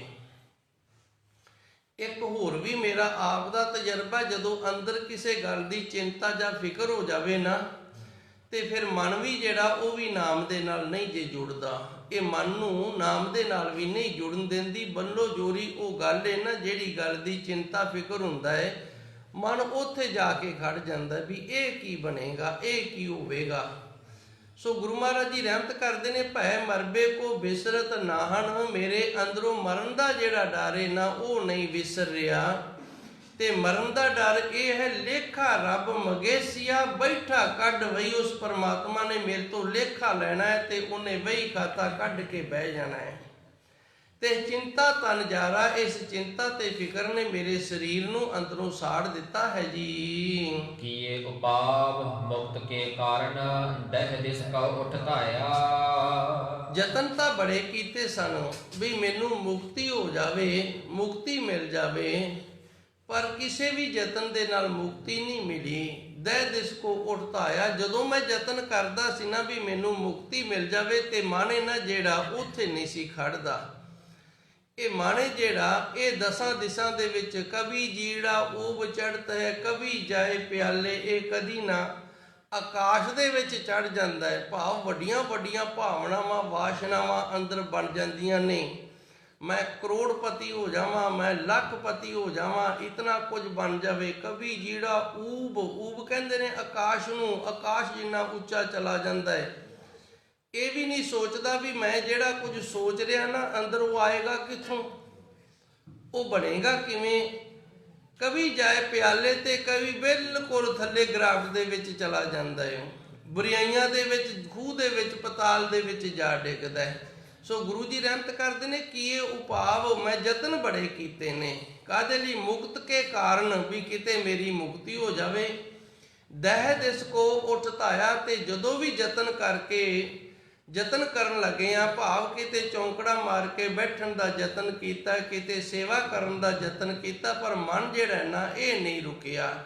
ਇਹ ਦਸਾਂ ਦਿਸ਼ਾ ਦੇ ਵਿੱਚ ਉੱਠ ਉੱਠ ਕੇ ਭੱਜ ਜਾਂਦਾ ਹੈ ਜੀ। ਘਟ ਹੀ ਭੀਤਰ ਬਸੈ ਨਿਰੰਜਨ, ਤਾਪ ਮਰਮ ਨਾ ਪਾਇਆ। ਜਿਹੜਾ ਮੇਰੇ ਸਰੀਰ ਦੇ ਅੰਦਰ ਅਕਾਲ ਪੁਰਖ ਵਾਹਿਗੁਰੂ ਦਾ ਵਾਸਾ ਹੈ, ਉਹਦਾ ਇੰਨੇ ਭੇਤ ਜਿਹੜਾ ਉਹ ਅਜੇ ਤੱਕ ਨਹੀਂ ਪਾਇਆ। ਯਤਨ ਕਰਦਾ ਵੀ ਮੈਂ ਮੁਕਤ ਹੋ ਜਾਵਾਂ ਕਿਸੇ ਨਾ ਕਿਸੇ ਤਰੀਕੇ ਦੇ ਨਾਲ, ਪਰ ਜਦੋਂ ਮੁਕਤੀ ਦਾ ਯਤਨ ਕਰਦਾ ਇਹ ਨਿਕੰਮਾ ਮਾਣੇ ਜਿਹੜਾ ਇਹ ਤਿਲਕ ਜਾਂਦਾ ਹੈ, ਇਹ ਨਹੀਂ ਉੱਥੇ ਖੜਦਾ, ਸਿਮਰਨ ਭਜਨ ਬੰਦਗੀ ਸੇਵਾ ਦੇ ਵਿੱਚ ਨਹੀਂ ਰੁਕਦਾ। ਜਿਹੜਾ ਮੇਰੇ ਸਰੀਰ ਦੇ ਵਿੱਚ ਪ੍ਰਭੂ ਪਰਮਾਤਮਾ ਅਕਾਲ ਪੁਰਖ ਵਾਹਿਗੁਰੂ ਦਾ ਵਾਸਾ ਹੈ, ਉਹਦਾ ਨਾਮ ਵਸਿਆ ਹੋਇਆ ਹੈ, ਉਹਦਾ ਭੇਤ ਇਹਨੇ ਨਹੀਂ ਪਾਇਆ, ਉਸ ਤੱਕ ਨਹੀਂ ਪਹੁੰਚਿਆ ਹੈ ਜੀ। ਨਾਹਨ ਗੁਣ ਨਾਹਨ ਕਛ ਜਪ ਤਪ, ਕੌਣ ਕਰਮ ਅਬ ਕੀਜੈ। ਨਾ ਤਾਂ ਮੇਰੇ ਵਿੱਚ ਕੋਈ ਗੁਣ ਹੈ, ਗੁਣ ਹੁੰਦੇ ਨੇ ਜਿਵੇਂ ਆ ਵੇਖੋ ਆਪਾਂ ਕਥਾ ਵਿਚਾਰਾਂ ਕਰ ਰਹੇ ਹਾਂ, ਇਹ ਵੀ ਇੱਕ ਗੁਣ ਹੈ। ਬਾਬਾ ਜੀ ਪਾਠ ਕਰ ਰਹੇ ਨੇ, ਇਹ ਵੀ ਇੱਕ ਗੁਣ ਹੈ। ਰਾਗੀ ਸਿੰਘ ਕੀਰਤਨ ਕਰਦੇ ਨੇ, ਇਹ ਵੀ ਇੱਕ ਗੁਣ ਹੈ। ਇਹ ਗੁਣ ਦਾ ਅਰਥ ਕਲਾ ਵੀ ਕਰ ਲੈਂਦੇ ਨੇ। ਜਿਵੇਂ ਕਿਸੇ ਨੇ ਸੋਹਣੀ ਚਿੱਤਰਕਾਰੀ ਕੀਤੀ, ਉਹਦੇ ਕੋਲੇ ਗੁਣ ਹੈ, ਉਹਦੇ ਕੋਲ ਕਲਾ ਬੜਾ ਸੋਹਣਾ ਚਿੱਤਰ ਬਣਾ ਲੈਂਦਾ ਹੈ। ਇਸੇ ਤਰ੍ਹਾਂ ਕਿਸੇ ਕੋਲੇ ਗੁਣ ਹੈ, ਉਹ ਮਸ਼ੀਨਰੀ ਨੂੰ ਬੜਾ ਵਧੀਆ ਠੀਕ ਕਰ ਲੈਂਦਾ ਹੈ। ਕਿਸੇ ਕੋਲੇ ਗੁਣ ਹੈ, ਇਲਾਜ ਬੜੇ ਵਧੀਆ ਕਰ ਲੈਂਦਾ ਹੈ। ਟੁੱਟੀਆਂ ਗੰਢੀਆਂ, ਟੁੱਟੀਆਂ ਹੱਡੀਆਂ ਹੁੱਡੀਆਂ ਵੀ ਜੋੜ ਦਿੰਦਾ। ਇਹ ਗੁਣ ਨੇ, ਇਹ ਕਲਾ ਨੇ। ਨਹਿਣ ਗੁਣ, ਹੇ ਪਰਮਾਤਮਾ ਤੈਨੂੰ ਪ੍ਰਾਪਤ ਕਰਨ ਵਾਲਾ ਮੇਰੇ 'ਚ ਕੋਈ ਵੀ ਗੁਣ ਨਹੀਂ। ਕੋਈ ਵੀ ਤਾਂ ਗੁਣ ਇਸ ਤਰ੍ਹਾਂ ਦਾ ਹੋਵੇ ਜਿਹਦੇ ਨਾਲ ਮੈਂ ਤੈਨੂੰ ਪ੍ਰਾਪਤ ਕਰ ਲਵਾਂ। ਨਾਇਣ ਕਛ ਜਪ, ਤੇ ਨਾ ਹੀ ਮੇਰੇ ਤੋਂ ਕੋਈ ਜਪ ਹੁੰਦਾ, ਕਿਉਂਕਿ ਮਨ ਰੁਕੇਗਾ ਤੇ ਜਪ ਸਿਮਰਨ ਫਿਰ ਹੋ ਜਾਣਾ ਤਪ ਸੇਵਾ, ਤੇ ਨਾ ਹੀ ਮੇਰੇ ਤੋਂ ਸੇਵਾ ਹੁੰਦੀ। ਕੌਣ ਕਰਮਾ ਬਕੀਜੇ, ਤੂੰ ਮੈਨੂੰ ਦੱਸ ਮੈਂ ਹੁਣ ਕਰਾਂ ਤਾਂ ਕਰਾਂ ਕੀ। ਨਾ ਤਾਂ ਮੇਰੇ ਤੋਂ ਸੇਵਾ ਹੁੰਦੀ ਏ, ਨਾ ਹੀ ਸਿਮਰਨ ਹੁੰਦਾ ਹੈ। ਸੇਵਾ ਕਰਦਾ ਸਰੀਰ ਸਾਥ ਨਹੀਂ ਦਿੰਦਾ, ਸਿਮਰਨ ਕਰਦਾ ਤੇ ਮਨ ਸਾਥ ਨਹੀਂ ਦਿੰਦਾ, ਤੇ ਨਾ ਹੀ ਕੋਈ ਮੇਰੇ ਕੋਲ ਇਸ ਤਰ੍ਹਾਂ ਦਾ ਹੋਰ ਗੁਣ ਹੈ ਜਿਹੜੇ ਗੁਣ ਕਰਕੇ ਮੈਂ ਤੇਰੀ ਪ੍ਰਾਪਤੀ ਕਰ ਲਵਾਂ। ਤੇ ਤੂੰ ਮੈਨੂੰ ਦੱਸ ਕੌਣ ਕਰਮ ਅਬ ਕੀਜੇ, ਮੈਂ ਹੁਣ ਕਿਹੜਾ ਕਰਮ ਕਰਨਾ ਕਰਾਂ ਜੀ। ਨਾਨਕ ਹਾਰ ਪਰਿਓ ਸਰਨਾਗਤ, ਅਭੈ ਦਾਨ ਪ੍ਰਭ ਦੀਜੈ। ਮੈਂ ਤਾਂ ਸਾਰੇ ਪਾਸੋਂ ਹਾਰ ਕੇ ਨਾ, ਹੇ ਅਕਾਲ ਪੁਰਖ ਵਾਹਿਗੁਰੂ ਤੇਰੀ ਸ਼ਰਨ ਦੇ ਵਿੱਚ ਆ ਗਿਆ। ਨਾਨਕ ਧੰਨ ਗੁਰੂ ਜੀ ਰਹਿਮਤ ਕਰਦੇ ਨੇ, ਹਾਰ ਪਰਿਓ, ਹਾਰ ਗਿਆ ਮੈਂ, ਥੱਕ ਗਿਆ, ਤੇ ਹਾਰ ਥੱਕ ਕੇ ਤੇਰੀ ਸ਼ਰਨ ਦੇ ਵਿੱਚ ਆ ਗਿਆ। ਤੂੰ ਕਿਰਪਾ ਕਰ। ਅਭੈ, ਅਭੈ ਦਾ ਅਰਥ ਹੁੰਦਾ ਜਿਹਦੇ ਵਿੱਚ ਡਰ ਕੋਈ ਨਾ ਹੋਵੇ। ਦਾਨ, ਮੈਨੂੰ ਉਹ ਦਾਨ ਦੇ ਜਿਹੜੇ ਦਾਨ ਦੇ ਨਾਲ ਮੇਰੇ ਅੰਦਰ ਦਾ ਜਿਹੜਾ ਡਰ ਹੈ ਨਾ, ਮੇਰੇ ਅੰਦਰ ਦਾ ਇਹ ਡਰ ਹੈ ਜਿਹੜਾ, ਇਹ ਪ੍ਰਭੂ ਪਰਮਾਤਮਾ ਸੱਚੇ ਸਤਿਗੁਰੂ ਜੀ ਦੂਰ ਹੋ ਜਾਵੇ ਜੀ। ਜੈ ਸਰੀ ਮਹੱਲਾ ਨਵਾ, ਮਨ ਰੇ ਸਾਚਾ ਗਹੋ ਵਿਚਾਰਾ। ਪਾਵਨ ਸ਼ਬਦ ਧੰਨ ਗੁਰੂ ਤੇਗ ਬਹਾਦਰ ਸਾਹਿਬ ਮਹਾਰਾਜ ਜੀ ਦਾ। ਗੁਰੂ ਤੇਗ ਬਹਾਦਰ ਸਾਹਿਬ ਜੀ ਦੇ 3 ਸ਼ਬਦ ਨੇ, 2 ਦੀ ਆਪਾਂ ਵਿਚਾਰ ਸਰਵਣ ਕਰ ਲਈਏ। ਪਹਿਲੇ ਸ਼ਬਦ ਦੇ ਵਿੱਚ ਧੰਨ ਗੁਰੂ ਜੀ ਨੇ ਸਾਨੂੰ ਇਹ ਦੱਸਿਆ ਸੀ ਵੀ ਮਾਇਆ ਕਿਵੇਂ ਉਲਝਾਉਂਦੀ ਏ, ਤੇ ਦੂਜੇ ਸ਼ਬਦ ਦੇ ਵਿੱਚ ਗੁਰੂ ਜੀ ਨੇ ਸਾਨੂੰ ਦੱਸਿਆ ਵੀ ਉਸ ਪ੍ਰਭੂ ਪਰਮਾਤਮਾ ਦੇ ਅੱਗੇ ਅਰਦਾਸਾਂ ਬੇਨਤੀਆਂ ਜੋਦੜੀਆਂ ਕਿਵੇਂ ਕਰਨੀਆਂ ਨੇ। ਜਦੋਂ ਵੀ ਅਰਦਾਸ ਬੇਨਤੀ ਜੋਦੜੀ ਕਰਨੀ, ਆਪਣੇ ਗੁਨਾਹ ਕੱਢ ਕੇ ਅੱਗੇ ਰੱਖ ਦੇਣੇ ਨੇ। ਮੰਨ ਲੈਣਾ ਵੀ ਮੈਂ ਆਹ ਕੀਤਾ ਹੈ, ਇਹ ਗੁਨਾਹ ਮੇਰੇ ਤੋਂ ਹੋਏ ਨੇ। ਇਸ ਦੇ ਨਾਲ ਗੁਰੂ ਕਿਰਪਾ ਕਰਦਾ, ਰਹਿਮਤ ਕਰਦਾ, ਬਖਸ਼ ਲੈਂਦਾ ਹੈ। ਸੱਚੇ ਸਤਿਗੁਰੂ ਨੇ ਤੀਜੇ ਸ਼ਬਦ ਦੇ ਅੰਦਰ ਸਾਨੂੰ ਇਹ ਦੱਸਦੇ ਨੇ, ਮਨ ਰੇ ਸਾਚਾ ਗਹੋ ਵਿਚਾਰਾ। ਜਿਹੜਾ ਮਨੁੱਖਾ ਜੀਵਨ ਹੈ ਨਾ, ਇਹ ਵਿਚਾਰਾਂ ਦੇ ਉੱਤੇ ਨਿਰਭਰ ਕਰਦਾ ਹੈ। ਜਿਸ ਤਰ੍ਹਾਂ ਦੀਆਂ ਮਨੁੱਖ ਦੀਆਂ ਵਿਚਾਰਾਂ ਨੇ, ਉਸ ਤਰ੍ਹਾਂ ਦਾ ਉਹਦਾ ਜੀਵਨ ਹੋ ਜਾਏਗਾ। ਜਿਸ ਤਰ੍ਹਾਂ ਦੇ ਮਨੁੱਖ ਦੇ ਅੰਦਰ ਖਿਆਲ ਚੱਲਦੇ ਨੇ ਨਾ, ਉਸ ਤਰ੍ਹਾਂ ਦਾ ਉਸ ਮਨੁੱਖ ਦਾ ਜੀਵਨ ਹੋ ਜਾਂਦਾ ਹੈ। ਇੱਕ ਮਨੁੱਖ, ਉਹਦੇ ਅੰਦਰ ਹਰ ਵਕਤ ਇਹੀ ਵਿਚਾਰ ਚੱਲਦੀ ਰਹਿੰਦੀ ਵੀ ਮੈਂ ਦੂਜਿਆਂ ਦਾ ਭਲਾ ਕਰਨਾ ਹੀ ਨਹੀਂ, ਬੁਰਾ ਹੀ ਕਰਨਾ ਹੈ। ਤੇ ਹੁਣ ਇਹਦਾ ਜੀਵਨ ਹੈ ਨਾ ਜਿਹੜਾ, ਇਹ ਬੁਰਾਈ ਵਾਲਾ ਹੋ ਜਾਏਗਾ। ਇਹ ਵਿਚਾਰ ਹੈ ਜਿਹੜੀ, ਇਹ ਪ੍ਰੇਰਕ ਹੈ ਮਨੁੱਖ ਦੀ। ਇਹਦੇ ਨਾਲ ਫਿਰ ਮਨੁੱਖ ਦਾ ਉਸ ਤਰ੍ਹਾਂ ਦਾ ਸੁਭਾਅ ਬਣ ਜਾਂਦਾ ਹੈ। ਜੇ ਕੋਈ ਮਨੁੱਖ ਹੈ, ਉਹਦੇ ਅੰਦਰ ਵਿਚਾਰ ਚੱਲਦੀ ਹੈ ਵੀ ਆਪਾਂ ਸੰਤੋਖੀ ਬਣ ਕੇ ਰਹਿਣਾ ਹੈ, ਤੇ ਫਿਰ ਗੁਰੂ ਕਿਰਪਾ ਕਰਦਾ ਹੈ, ਉਹਦਾ ਜੀਵਨ ਹੈ ਜਿਹੜਾ ਇਹ ਸੰਤੋਖ ਵਾਲਾ ਹੋ ਜਾਂਦਾ ਹੈ। ਵਿਚਾਰ ਦੇ ਨਾਲ ਉਹਦੇ ਜੀਵਨ ਦੇ ਜਿਹੜੇ ਵਿਵਹਾਰ ਨੇ ਨਾ, ਉਹ ਸ਼ੁਰੂ ਹੋ ਜਾਂਦੇ ਨੇ। ਅੰਦਰੋਂ ਵਿਚਾਰ ਉੱਠਦੀ, ਜਿਵੇਂ ਬੱਚੇ ਦੇ ਮਨ ਦੇ ਵਿੱਚ ਵਿਚਾਰ ਆਈਏ ਸ਼ਰਾਰਤ ਕਰਨ ਦੀ, ਤੇ ਫਿਰ ਇਹਨੇ ਉੱਠ ਕੇ ਸ਼ਰਾਰਤ ਕਰ ਦਿੱਤੀ, ਹੁਣ ਅਸੀਂ ਕਹਾਂਗੇ ਸ਼ਰਾਰਤੀ ਏ। ਇਹ ਵਿਚਾਰ ਸ਼ੁਰੂ ਹੋਈਏ ਤੇ ਫਿਰ ਸਰੀਰ ਨੇ ਕਿਰਿਆ ਕੀਤੀ ਏ। ਪਹਿਲੂ ਮਨ ਦੇ ਵਿੱਚ ਵਿਚਾਰ ਚੱਲਦੀ। ਇਸ ਦੇ ਲਈ ਨਾ ਦਾਸ ਇੱਕ ਨੁਕਤਾ ਪੇਸ਼ ਕਰਦਾ ਹੁੰਦਾ ਹੈ। ਜਿਵੇਂ ਵੇਖੋ, ਅਸੀਂ ਇੱਕ ਮਕਾਨ ਬਣਾਉਣਾ ਹੈ, ਇੱਕ ਕੋਠੀ ਬਣਾਉਣੀ ਹੈ। ਉਸ ਦੇ ਲਈ ਪਹਿਲੂ ਸਾਨੂੰ ਇੱਕ ਨਕਸ਼ਾ ਤਿਆਰ ਕਰਨਾ ਪਏਗਾ। ਹੁਣ ਨਕਸ਼ਾ ਕਿਹਨੇ ਤਿਆਰ ਕੀਤਾ? ਮਾਲਕ ਨੇ। ਜਿਹੜਾ ਮਾਲਕ ਹੈ, ਉਹਨੇ ਨਕਸ਼ਾ ਤਿਆਰ ਕਰ ਦਿੱਤਾ ਹੈ। ਨਕਸ਼ਾ ਤਿਆਰ ਕਰਕੇ ਤੇ ਉਹ ਦਿੱਤਾ ਕਿਹਨੂੰ ਹੈ? ਉਹ ਠੇਕੇਦਾਰ ਨੂੰ ਦਿੱਤਾ ਵੀ ਇਸ ਤਰ੍ਹਾਂ ਦੀ ਕੋਠੀ ਤਿਆਰ ਕਰ ਦੇ। ਨਕਸ਼ਾ ਤਿਆਰ ਕਰਨ ਵਾਲਾ ਜਿਹੜਾ ਹੈ ਉਹ ਮਾਲਕ ਹੈ। ਮਾਲਕ ਨੇ ਨਕਸ਼ਾ ਤਿਆਰ ਕਰਵਾਇਆ, ਦਿੱਤਾ ਠੇਕੇਦਾਰ ਨੂੰ। ਠੇਕੇਦਾਰ ਹੈ ਜਿਹੜਾ, ਉਹਨੇ ਅੱਗੇ ਉਸਾਰੀ ਸ਼ੁਰੂ ਕਰ ਦਿੱਤੀ। ਇਸੇ ਤਰ੍ਹਾਂ ਮਨ ਹੈ ਨਾ ਜਿਹੜਾ, ਇਹ ਪਹਿਲੋਂ ਨਕਸ਼ਾ ਤਿਆਰ ਕਰਦਾ ਹੈ। ਮਨ ਜਿਹੜਾ, ਇਹ ਨਕਸ਼ਾ ਤਿਆਰ ਕਰਦਾ। ਮਨ ਵਿੱਚ ਵਿਚਾਰ ਚੱਲਦੀ ਵੀ ਇਸ ਤਰ੍ਹਾਂ ਆ ਮੈਂ ਕਰਦਿਆਂ ਨਾ, ਤੇ ਇਸ ਬੰਦੇ ਨਾਲ ਇਸ ਤਰ੍ਹਾਂ ਫਿਰ ਠੱਗੀ ਵੱਜ ਜਾਏਗੀ। ਇਹ ਹੁਣ ਨਕਸ਼ਾ ਕਿਹਨੇ ਤਿਆਰ ਕੀਤਾ? ਮਨ ਨੇ ਕੀਤਾ ਹੈ। ਤੇ ਬਾਅਦ ਦੇ ਵਿੱਚ ਫਿਰ ਉਹ ਜਿਹੜੀ ਕਿਰਿਆ ਹੈ ਨਾ, ਜਿਹੜਾ ਨਕਸ਼ਾ ਤਿਆਰ ਹੋਇਆ, ਉਹਦੇ ਤੇ ਫਿਰ ਸਰੀਰ ਚੱਲਦਾ। ਸਰੀਰ ਉਵੇਂ ਉਵੇਂ ਕਿਰਿਆ ਕਰਨ ਲੱਗ ਜਾਂਦਾ ਹੈ। ਸੋ ਗੁਰੂ ਮਹਾਰਾਜ ਜੀ ਰਹਿਮਤ ਕਰਦੇ ਨੇ, ਗਹੋ ਸਾਚਾ ਗਹੋ ਵਿਚਾਰਾ। ਇਸ ਕਰਕੇ ਜਿਹੜੀਆਂ ਅੰਦਰ ਦੀਆਂ ਵਿਚਾਰਾਂ ਨੇ ਨਾ, ਜਿਹੜੀਆਂ ਉਹ ਸੱਚੀਆਂ ਹੋਣਗੀਆਂ। ਭਾਵ ਮਨ ਜਿਹੜੇ ਨਕਸ਼ੇ ਤਿਆਰ ਕਰਦਾ ਨਾ, ਉਹ ਸੱਚੇ ਨਕਸ਼ੇ ਤਿਆਰ ਕਰੇ। ਪਰਮਾਤਮਾ ਦੇ ਨਾਮ ਵਾਲੇ ਨਕਸ਼ੇ ਤਿਆਰ ਕਰੇ, ਵਾਹਿਗੁਰੂ ਦੇ ਸਿਮਰਨ ਵਾਲੇ, ਗੁਰਬਾਣੀ ਦੇ ਸ਼ਬਦਾਂ ਦੀ ਵਿਚਾਰ ਵਾਲੇ, ਸਮਾਜ ਭਲਾਈ ਲੋਕ ਭਲਾਈ ਵਾਲੇ ਜਿਹੜੇ ਨਕਸ਼ੇ ਨੇ ਨਾ ਉਹ ਮਨ ਜਿਹੜੇ ਨੇ ਨਾ ਤਿਆਰ ਕਰੇ, ਤੇ ਫਿਰ ਸਰੀਰ ਜਿਹੜਾ ਇਹਦਾ ਸੁਭਾਅ ਉਸੇ ਤਰ੍ਹਾਂ ਦੀ ਹੋ ਜਾਏਗਾ। ਫਿਰ ਹੌਲੀ ਹੌਲੀ ਇਹ ਸੰਸਕਾਰ ਬਣ ਜਾਂਦਾ। ਇਹ ਪਾਵਨ ਸ਼ਬਦ ਦੇ ਅੰਦਰ ਗੁਰੂ ਜੀ ਇਸ ਤਰ੍ਹਾਂ ਸਾਨੂੰ ਦੱਸਦੇ ਨੇ, ਮਨ ਰੇ ਹੇ ਮੇਰਿਆ ਮਨਾ, ਤੂੰ ਨਕਸ਼ੇ ਤਾਂ ਤਿਆਰ ਕਰਦਾ ਹੈ, ਮਨ ਦੇ ਵਿੱਚ ਵਿਚਾਰਾਂ ਤਾਂ ਚੱਲਦੀਆਂ ਨੇ, ਸੱਚਾ ਗਹੋ ਵਿਚਾਰਾਂ, ਪਰ ਜਿਹੜੀਆਂ ਸੱਚੀਆਂ ਵਿਚਾਰਾਂ ਨੇ ਗੁਰੂ ਦੀਆਂ ਉਹਨਾਂ ਨੂੰ ਆਪਣੇ ਅੰਦਰ ਵਸਾਉਣਾ ਕਰ। ਰਾਮ ਨਾਮ ਬਿਨ ਮਿਥਿਆ ਮਾਨੋ, ਸਗਰੋ ਇਹੋ ਸੰਸਾਰਾ। ਮਿਥਿਆ ਦਾ ਅਰਥ ਹੁੰਦਾ ਝੂਠ। ਪ੍ਰਭੂ ਪਰਮਾਤਮਾ ਦੇ ਨਾਮ ਤੋਂ ਬਿਨਾਂ ਨਾ ਇਹ ਸੰਸਾਰ ਹੈ ਜਿਹੜਾ, ਇਹਨੂੰ ਝੂਠਾ ਕਰਕੇ ਮੰਨਣਾ ਕਰ ਵੀ ਇਹ ਝੂਠ ਹੈ। ਤੇ ਇਹ ਕਿਉਂ ਹੈ? ਕਿਉਂਕਿ ਇਹਨੇ ਕਿਹੜਾ ਨਾਲ ਜਾਣਾ ਹੈ, ਇੱਥੇ ਹੀ ਸਾਰਾ ਕੁਝ ਰਹਿ ਜਾਣਾ ਹੈ। ਇਹੋ ਸੰਸਾਰਾ, ਇਹ ਸੰਸਾਰ ਹੈ ਜਿਹੜਾ, ਇਹ ਸਾਰੇ ਦਾ ਸਾਰਾ ਝੂਠਾ ਹੈ, ਤੇ ਇਸ ਤਰ੍ਹਾਂ ਇਹਨੂੰ ਮੰਨਣਾ ਕਰ। ਰਾਮ ਨਾਮ ਬਿਨ, ਪ੍ਰਭੂ ਪਰਮਾਤਮਾ ਦੇ ਨਾਮ ਤੋਂ ਬਿਨਾਂ। ਇਸ ਕਰਕੇ ਉਸ ਵਾਹਿਗੁਰੂ ਪਰਮਾਤਮਾ ਦੇ ਨਾਮ ਦੇ ਨਾਲ ਹੇ ਗੁਰਮੁਖ ਪਿਆਰਿਆ, ਹੇ ਮੇਰਿਆ ਮਨਾ, ਤੂੰ ਜੁੜਨਾ ਕਰ। ਰਹਾਉ ਜਾ ਕਉ ਜੋਗੀ ਖੋਜਤ ਹਾਰੇ, ਪਾਇਓ ਨਾਹਿ ਤਿਹ ਪਾਰਾ। ਹੁਣ ਧੰਨ ਗੁਰੂ ਜੀ ਰਹਿਮਤ ਕਰਦੇ ਨੇ, ਵਿਸ਼ਰਾਮ ਲਾ ਕੇ, ਉਹ ਅਕਾਲ ਪੁਰਖ ਵਾਹਿਗੁਰੂ ਨੇ ਜਿਹੜਾ ਉਹ ਬੇਅੰਤ ਹੈ। ਉਸ ਪਰਮਾਤਮਾ ਨੂੰ ਲੱਭਦੇ ਲੱਭਦੇ ਜਿਹੜੇ ਜੋਗੀ ਲੋਕ ਨੇ ਨਾ, ਯੋਗ ਸਾਧਨਾ ਕਰਨ ਵਾਲੇ, ਉਹ ਵੀ ਹਾਰ ਗਏ ਨੇ। ਉਹਨਾਂ ਤੋਂ ਵੀ ਉਸ ਦਾ ਅੰਤ ਨਹੀਂ ਪਾਇਆ ਜਾ ਸਕਦਾ। ਇਹ ਸਾਧਨਾ ਕਿਵੇਂ ਕਰਦੇ ਨੇ? ਅੱਜ ਥੋੜਾ ਜਿਹਾ ਮੇਰਾ ਮਨ ਬਣਿਆ ਵੀ ਇਹਦੇ ਤੇ ਆਪਾਂ ਵਿਚਾਰ ਕਰ ਲਈਏ।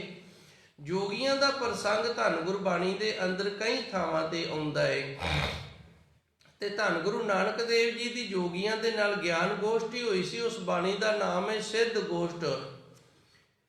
ਇਹ ਜੋਗੀ ਲੋਕ ਨੇ ਜਿਹੜੇ, ਇਹ ਆਪਣੇ ਸਵਾਸਾਂ ਦੀ ਕਿਰਿਆ ਦੇ ਨਾਲ ਨਾ, ਜਿਹੜੀ ਸਾਡੀ ਰੀੜ੍ਹ ਦੀ ਹੱਡੀ ਹੈ ਮਗਰਲੇ ਪਾਸੇ, ਅਸੀਂ ਆਮ ਬੋਲੀ 'ਚ ਇਹਨੂੰ ਕਣਕੋਲ ਵੀ ਕਹਿ ਦਿੰਦੇ ਆ, ਇਹਦੇ ਵਿੱਚ ਇੱਕ ਨਾੜੀ ਹੁੰਦੀ, ਉਹਨੂੰ ਸੁਖਮਨਾ ਨਾੜੀ ਆਖਦੇ ਨੇ। ਇਹ ਪੈਰ ਦੇ ਗੁੱਠੇ ਤੋਂ ਸ਼ੁਰੂ ਹੁੰਦੀ ਏ,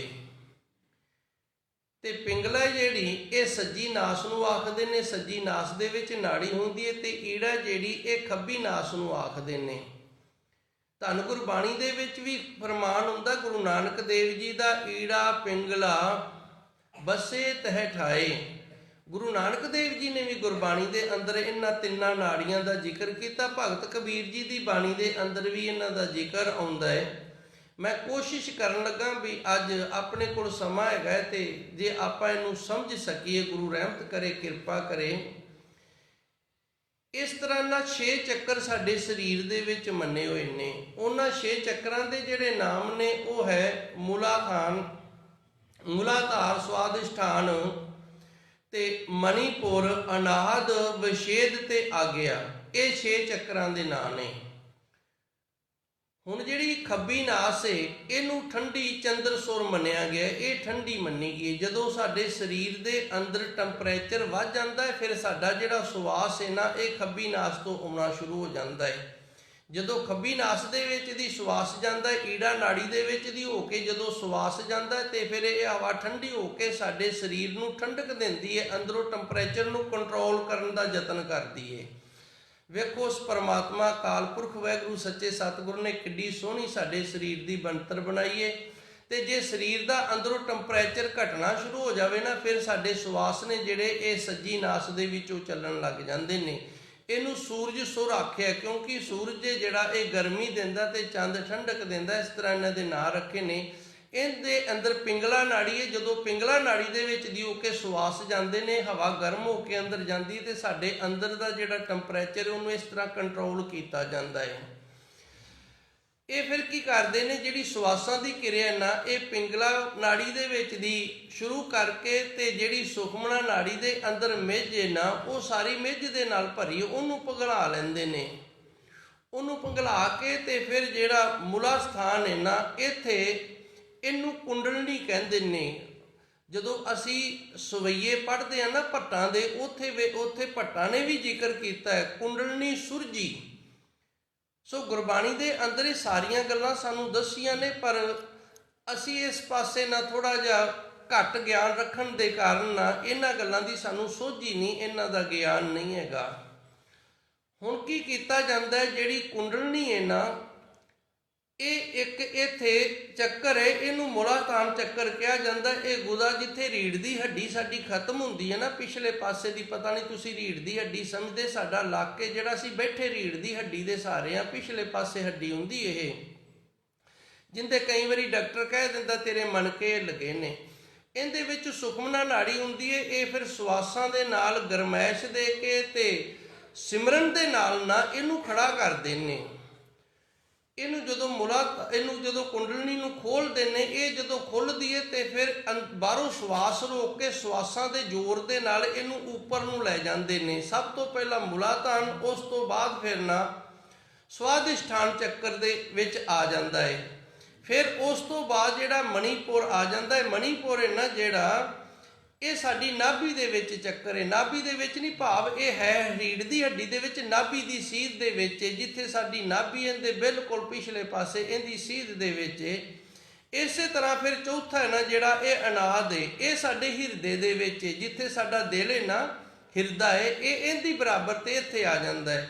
ਅੱਗੇ ਪੰਜਵਾਂ ਜਿਹੜਾ, ਇਹਨੂੰ ਵਿਸ਼ੁੱਧ ਕਹਿੰਦੇ ਨੇ, ਇਹ ਸਾਡੇ ਗਲ ਦੇ ਵਿੱਚ, ਕੰਠ ਦੇ ਵਿੱਚ, ਇਹ ਅੱਗੇ ਨਹੀਂ ਹੈ, ਪਿੱਛੇ ਹੀ ਹੈ, ਪਿੱਛੇ ਰੀੜ੍ਹ ਦੀ ਹੱਡੀ ਦੇ ਵਿੱਚ। ਉਹ ਮਤਲਬ ਇਹਨੂੰ ਸਮਝਣ ਦੇ ਵਾਸਤੇ ਗਲ ਜਿੱਥੇ ਆ ਜਾਂਦਾ, ਜਿੱਥੇ ਅਸੀਂ ਬੋਲਦੇ ਹਾਂ, ਅੰਦਰੋਂ ਦੇ ਬਿਲਕੁਲ ਸਾਹਮਣੇ ਪਿਛਲੇ ਪਾਸੇ ਹੈ, ਇੱਥੋਂ ਤੱਕ ਆ ਜਾਂਦੇ ਨੇ।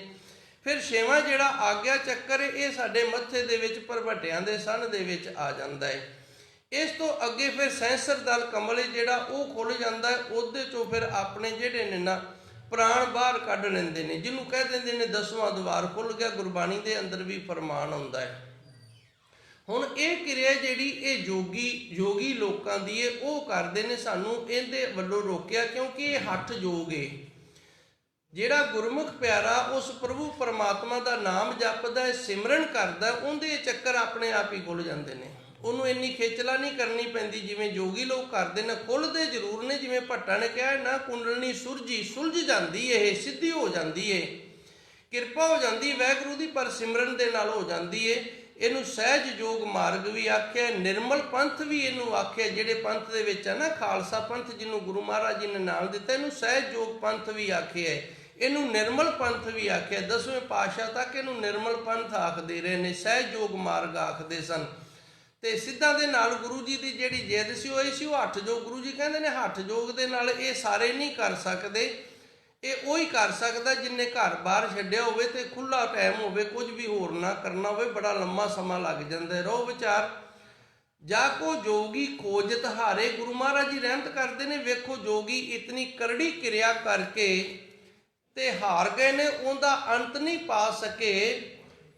ਤੇ ਪ੍ਰਭੂ ਪਰਮਾਤਮਾ ਜਿਹੜਾ ਸੱਚਾ ਸਤਿਗੁਰ ਹੈ, ਨਹਿਣ ਤੇ ਪਾਰਾ, ਉਹਦਾ ਕੋਈ ਵੀ ਅੰਤ ਨਹੀਂ, ਕੋਈ ਪਾਰਾਵਾਰ ਨਹੀਂ ਹੈ ਜੀ। ਸੋ ਸੁਆਮੀ ਤੁਮ ਨਿਕਟ ਪਛਾਨੋ, ਰੂਪ ਰੇਖ ਤੇ ਨਿਆਰਾ। ਤੇ ਗੁਰੂ ਜੀ ਸਾਨੂੰ ਕਿਰਪਾ ਕਰਕੇ ਦੱਸਦੇ ਨੇ, ਪਰਮਾਤਮਾ ਸਾਡੇ ਨੇੜੇ, ਸਾਨੂੰ ਇਤਨਾ ਜ਼ਿਆਦਾ ਔਖਾ ਹੋਣ ਦੀ ਲੋੜ ਨਹੀਂ।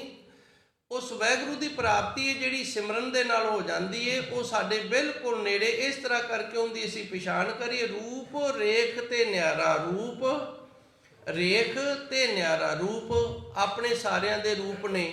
ਰੂਪ ਤੋਂ ਪਤਾ ਲੱਗ ਜਾਂਦਾ ਵੀ ਇਹ ਮਨੁੱਖ ਹੈ, ਰੂਪ ਤੋਂ ਪਤਾ ਲੱਗਦਾ ਇਹ ਪੰਛੀ ਹੈ, ਰੂਪ ਤੋਂ ਪਤਾ ਲੱਗਦਾ ਇਹ ਪਸ਼ੂ ਹੈ। ਇਹਨੂੰ ਰੂਪ ਆਖਦੇ ਨੇ। ਆਕਾਰ ਵੀ ਆਖ ਦਿੰਦੇ ਨੇ। ਜਿਵੇਂ ਆਕਾਰ ਤੋਂ ਪਤਾ ਲੱਗਦਾ 4 ਲੱਤਾਂ ਹੋਣ ਤੇ ਅਸੀਂ ਕਹਿ ਦਿੰਦੇ ਹਾਂ ਪਸ਼ੂ ਹੈ, 2 ਲੱਤਾਂ ਹੋਣ ਤੇ ਸਾਡੇ ਵਰਗਾ ਹੋਵੇ ਤੇ ਅਸੀਂ ਕਹਿ ਦਿੰਦੇ ਹਾਂ ਪ੍ਰਾਣੀ ਹੈ, ਮਨੁੱਖ ਹੈ। ਰੇਖ ਇਹ ਜਿਹੜਾ ਹੈ ਨਾ, ਇਹ ਸਾਡੇ ਚੱਕਰ ਚਿੰਨ੍ਹਾਂ ਦੇ ਵਿੱਚ ਆ ਜਾਂਦੀ। ਤੇ ਨਿਆਰਾ ਉਹ ਪਰਮਾਤਮਾ ਜਿਹੜਾ, ਉਹ ਇਹਨਾਂ ਦੇ ਵਿੱਚ ਨਹੀਂ। ਤੇ ਜਦੋਂ ਇਸ ਤਰ੍ਹਾਂ ਦਾ ਨਹੀਂ, ਫਿਰ ਹੈ ਕਿਵੇਂ ਦਾ, ਤੇ ਉਹਨੂੰ ਵੇਖਿਆ ਕਿਵੇਂ ਜਾਵੇ। ਤੇ ਗੁਰੂ ਅੰਗਦ ਦੇਵ ਜੀ ਸੱਚੇ ਸਤਿਗੁਰ ਨੇ ਨਾ ਸਾਨੂੰ ਦੱਸਿਆ, ਅੱਖਾਂ ਬਾਝੋਂ ਵੇਖਣਾ ਬਿਨ ਕੰਨਾਂ ਸੁਣਨਾ। ਉਹ ਪਰਮਾਤਮਾ ਇਸ ਤਰ੍ਹਾਂ ਦਾ ਇਹਨਾਂ ਅੱਖਾਂ ਨਾਲ ਨਹੀਂ ਵੇਖਿਆ ਜਾ ਸਕਦਾ। ਅੰਦਰ ਦੀਆਂ ਅੱਖਾਂ ਨਾਲ ਵੇਖਿਆ ਜਾਏਗਾ, ਅੰਦਰੋਂ ਵੇਖਿਆ ਜਾਏਗਾ। ਅੱਖਾਂ ਬਾਝੋਂ ਵੇਖਣਾ ਬਿਨ ਕੰਨਾਂ ਸੁਣਨਾ, ਪੈਰਾਂ ਬਾਝੋਂ ਚੱਲਣਾ ਬਿਨ ਹੱਥਾਂ ਕਰਨਾ, ਜੀਭੇ ਬਾਝੋਂ ਬੋਲਣਾ ਇਉਂ ਜੀਵਤ ਮਰਨਾ। ਇਸ ਤਰ੍ਹਾਂ ਗੁਰੂ ਅੰਗਦ ਦੇਵ ਜੀ ਸੱਚੇ ਸਤਿਗੁਰੂ ਸਾਨੂੰ ਦੱਸਦੇ ਨੇ ਵੀ ਇਹਨਾਂ ਅੱਖਾਂ ਤੋਂ ਬਿਨਾਂ ਉਹਨੂੰ ਵੇਖਿਆ ਜਾਏਗਾ, ਇਹਨਾਂ ਕੰਨਾਂ ਤੋਂ ਬਿਨਾਂ ਉਹਨੂੰ ਸੁਣਿਆ ਜਾਏਗਾ, ਇਹਨਾਂ ਪੈਰਾਂ ਤੋਂ ਬਿਨਾਂ ਤੁਰਿਆ ਜਾਏਗਾ, ਇਹਨਾਂ ਹੱਥਾਂ ਤੋਂ ਬਿਨਾਂ ਕੀਤਾ ਜਾਏਗਾ, ਇਸ ਜ਼ੁਬਾਨ ਤੋਂ ਬਿਨਾਂ ਬੋਲਿਆ ਜਾਏਗਾ। ਹੁਣ ਕਿਵੇਂ ਇਹ ਚੌਂਕੜਾ ਮਾਰ ਕੇ ਬਹਿ ਜਾਓ, ਹੁਣ ਪੈਰ ਨਹੀਂ ਤੁਰਦੇ, ਹੱਥ ਵੀ ਨਹੀਂ ਤੁਰਦੇ ਨਾ। ਅੱਖਾਂ ਬੰਦ ਕਰ ਲਓ, ਅੱਖਾਂ ਵੀ ਨਹੀਂ ਵੇਖ ਰਹੀਆਂ, ਕੰਨ ਵੀ ਬੰਦ ਕਰ ਲਓ, ਕਿਸੇ ਦੀ ਆਵਾਜ਼ ਨਹੀਂ ਸੁਣਨੀ, ਦਰਵਾਜ਼ਾ ਬੰਦ ਕਰ ਲਓ। ਜਿਹੜੇ ਸਾਧੂ ਸੰਤ ਗੁਫਾ ਦੇ ਵਿੱਚ ਰਹਿੰਦੇ ਨੇ ਨਾ, ਜਾਂ ਭੋਰਿਆਂ 'ਚ ਰਹਿੰਦੇ ਨੇ, ਇਹੀ ਕਾਰਨ ਉਹਨਾਂ ਦਾ, ਉਹ ਕਿਸੇ ਦੀ ਆਵਾਜ਼ ਨੂੰ ਸੁਣਨਾ ਨਹੀਂ ਚਾਹੁੰਦੇ। ਜਦੋਂ ਇਹ ਸਾਰਾ ਕੁਝ ਬੰਦ ਹੋ ਗਿਆ, 9 ਦੇ 9 ਦਰਵਾਜ਼ੇ ਬੰਦ ਹੋ ਗਏ, ਤੇ ਫਿਰ ਉਹ ਪ੍ਰਭੂ ਪਰਮਾਤਮਾ ਅੰਦਰੋਂ ਉਹਦਾ ਫਿਰ ਪਤਾ ਲੱਗਦਾ ਹੈ ਜੀ।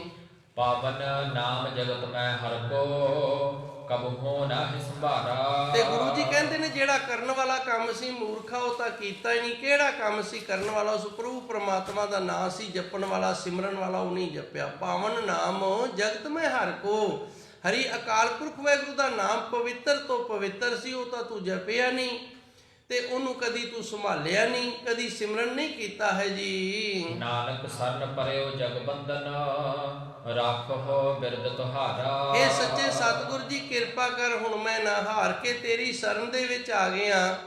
ਤੂੰ ਸੰਸਾਰ ਦੀ ਬੰਧਨਾ ਸੁਣਨ ਵਾਲਾ। ਜਗ ਬੰਧਨ ਦਾ ਅਰਥ ਹੈ ਜਗਤ ਦੀ ਬੰਧਨਾ ਸੁਣਨ ਵਾਲਾ। ਅਸੀਂ ਅਰਦਾਸ ਬੰਧਨਾ ਕਰਦੇ, ਉਹਨੂੰ ਸੁਣਦਾ ਹੈ। ਇਸ ਤਰ੍ਹਾਂ ਨਹੀਂ ਵੀ ਨਹੀਂ ਸੁਣਦਾ, ਸੁਣਦਾ ਹੈ, ਤੇ ਸਾਨੂੰ ਉਹ ਦੱਸਦਾ ਵੀ ਏ ਵੀ ਤੇਰੇ ਤੂੰ ਇਸ ਤਰ੍ਹਾਂ ਕਰ, ਤੇਰਾ ਠੀਕ ਹੋ ਜਾਏਗਾ, ਪਰ ਸਾਨੂੰ ਨਹੀਂ ਸੁਣਦਾ। ਦੁੱਖ ਵਾਲੀ ਗੱਲ ਤਾਂ ਇਹ ਨਹੀਂ, ਸਾਨੂੰ ਗੱਲ ਦੀ ਨਹੀਂ ਸਮਝ ਲੱਗਦੀ। ਨਾਨਕ ਸਰਨ ਪਰਿਓ ਜਗ ਬੰਧਨ, ਇਹ ਸੰਸਾਰ ਦੀ ਅਰਦਾਸ ਬੇਨਤੀ ਸੁਣਨ ਵਾਲੇ ਵਾਹਿਗੁਰੂ ਪਰਮਾਤਮਾ, ਮੈਂ ਹੁਣ ਤੇਰੀ ਸ਼ਰਨ ਦੇ ਵਿੱਚ ਆ ਗਿਆ। ਰੱਖੋ ਬਿਰਦ ਤੁਮਾਰਾ, ਤੁਹਾਡਾ ਸੁਭਾਅ ਹੈ ਰੱਖਿਆ ਕਰਨ ਦਾ, ਇਹ ਤੁਹਾਡਾ ਸੁਭਾਅ ਹੈ। ਇਹ ਸੁਭਾਅ ਦੇ ਅਨੁਸਾਰ ਮੇਰੀ ਵੀ ਰੱਖਿਆ ਕਰ, ਮੇਰੇ ਤੇ ਵੀ ਰਹਿਮਤ ਕਿਰਪਾ ਕਰ। ਧੰਨ ਗੁਰੂ ਤੇਗ ਬਹਾਦਰ ਸਾਹਿਬ ਮਹਾਰਾਜ ਜੀ ਸੱਚੇ ਸਤਿਗੁਰ ਦਾ ਕੋਟਨ ਕੋਟ ਧੰਨਵਾਦ, ਜਿਨ੍ਹਾਂ ਨੇ 3 ਸ਼ਬਦਾਂ ਦੇ ਨਾਲ ਅਪਾਰ ਬਖਸ਼ਿਸ਼ ਰਹਿਮਤ ਕਿਰਪਾ ਕਰਕੇ ਸਾਨੂੰ ਗਿਆਨ ਦੀ ਦਾਤ ਬਖਸ਼ਿਸ਼ ਕੀਤੀ ਹੈ। ਧੰਨ ਗੁਰੂ ਗ੍ਰੰਥ ਸਾਹਿਬ ਮਹਾਰਾਜ ਜੀ ਦਾ ਕੋਟਨ ਕੋਟ ਧੰਨਵਾਦ, ਜਿਨ੍ਹਾਂ ਨੇ ਅੰਮ੍ਰਿਤ ਵੇਲੇ ਤੋਂ ਖੁੱਲੇ ਦਰਸ਼ਨ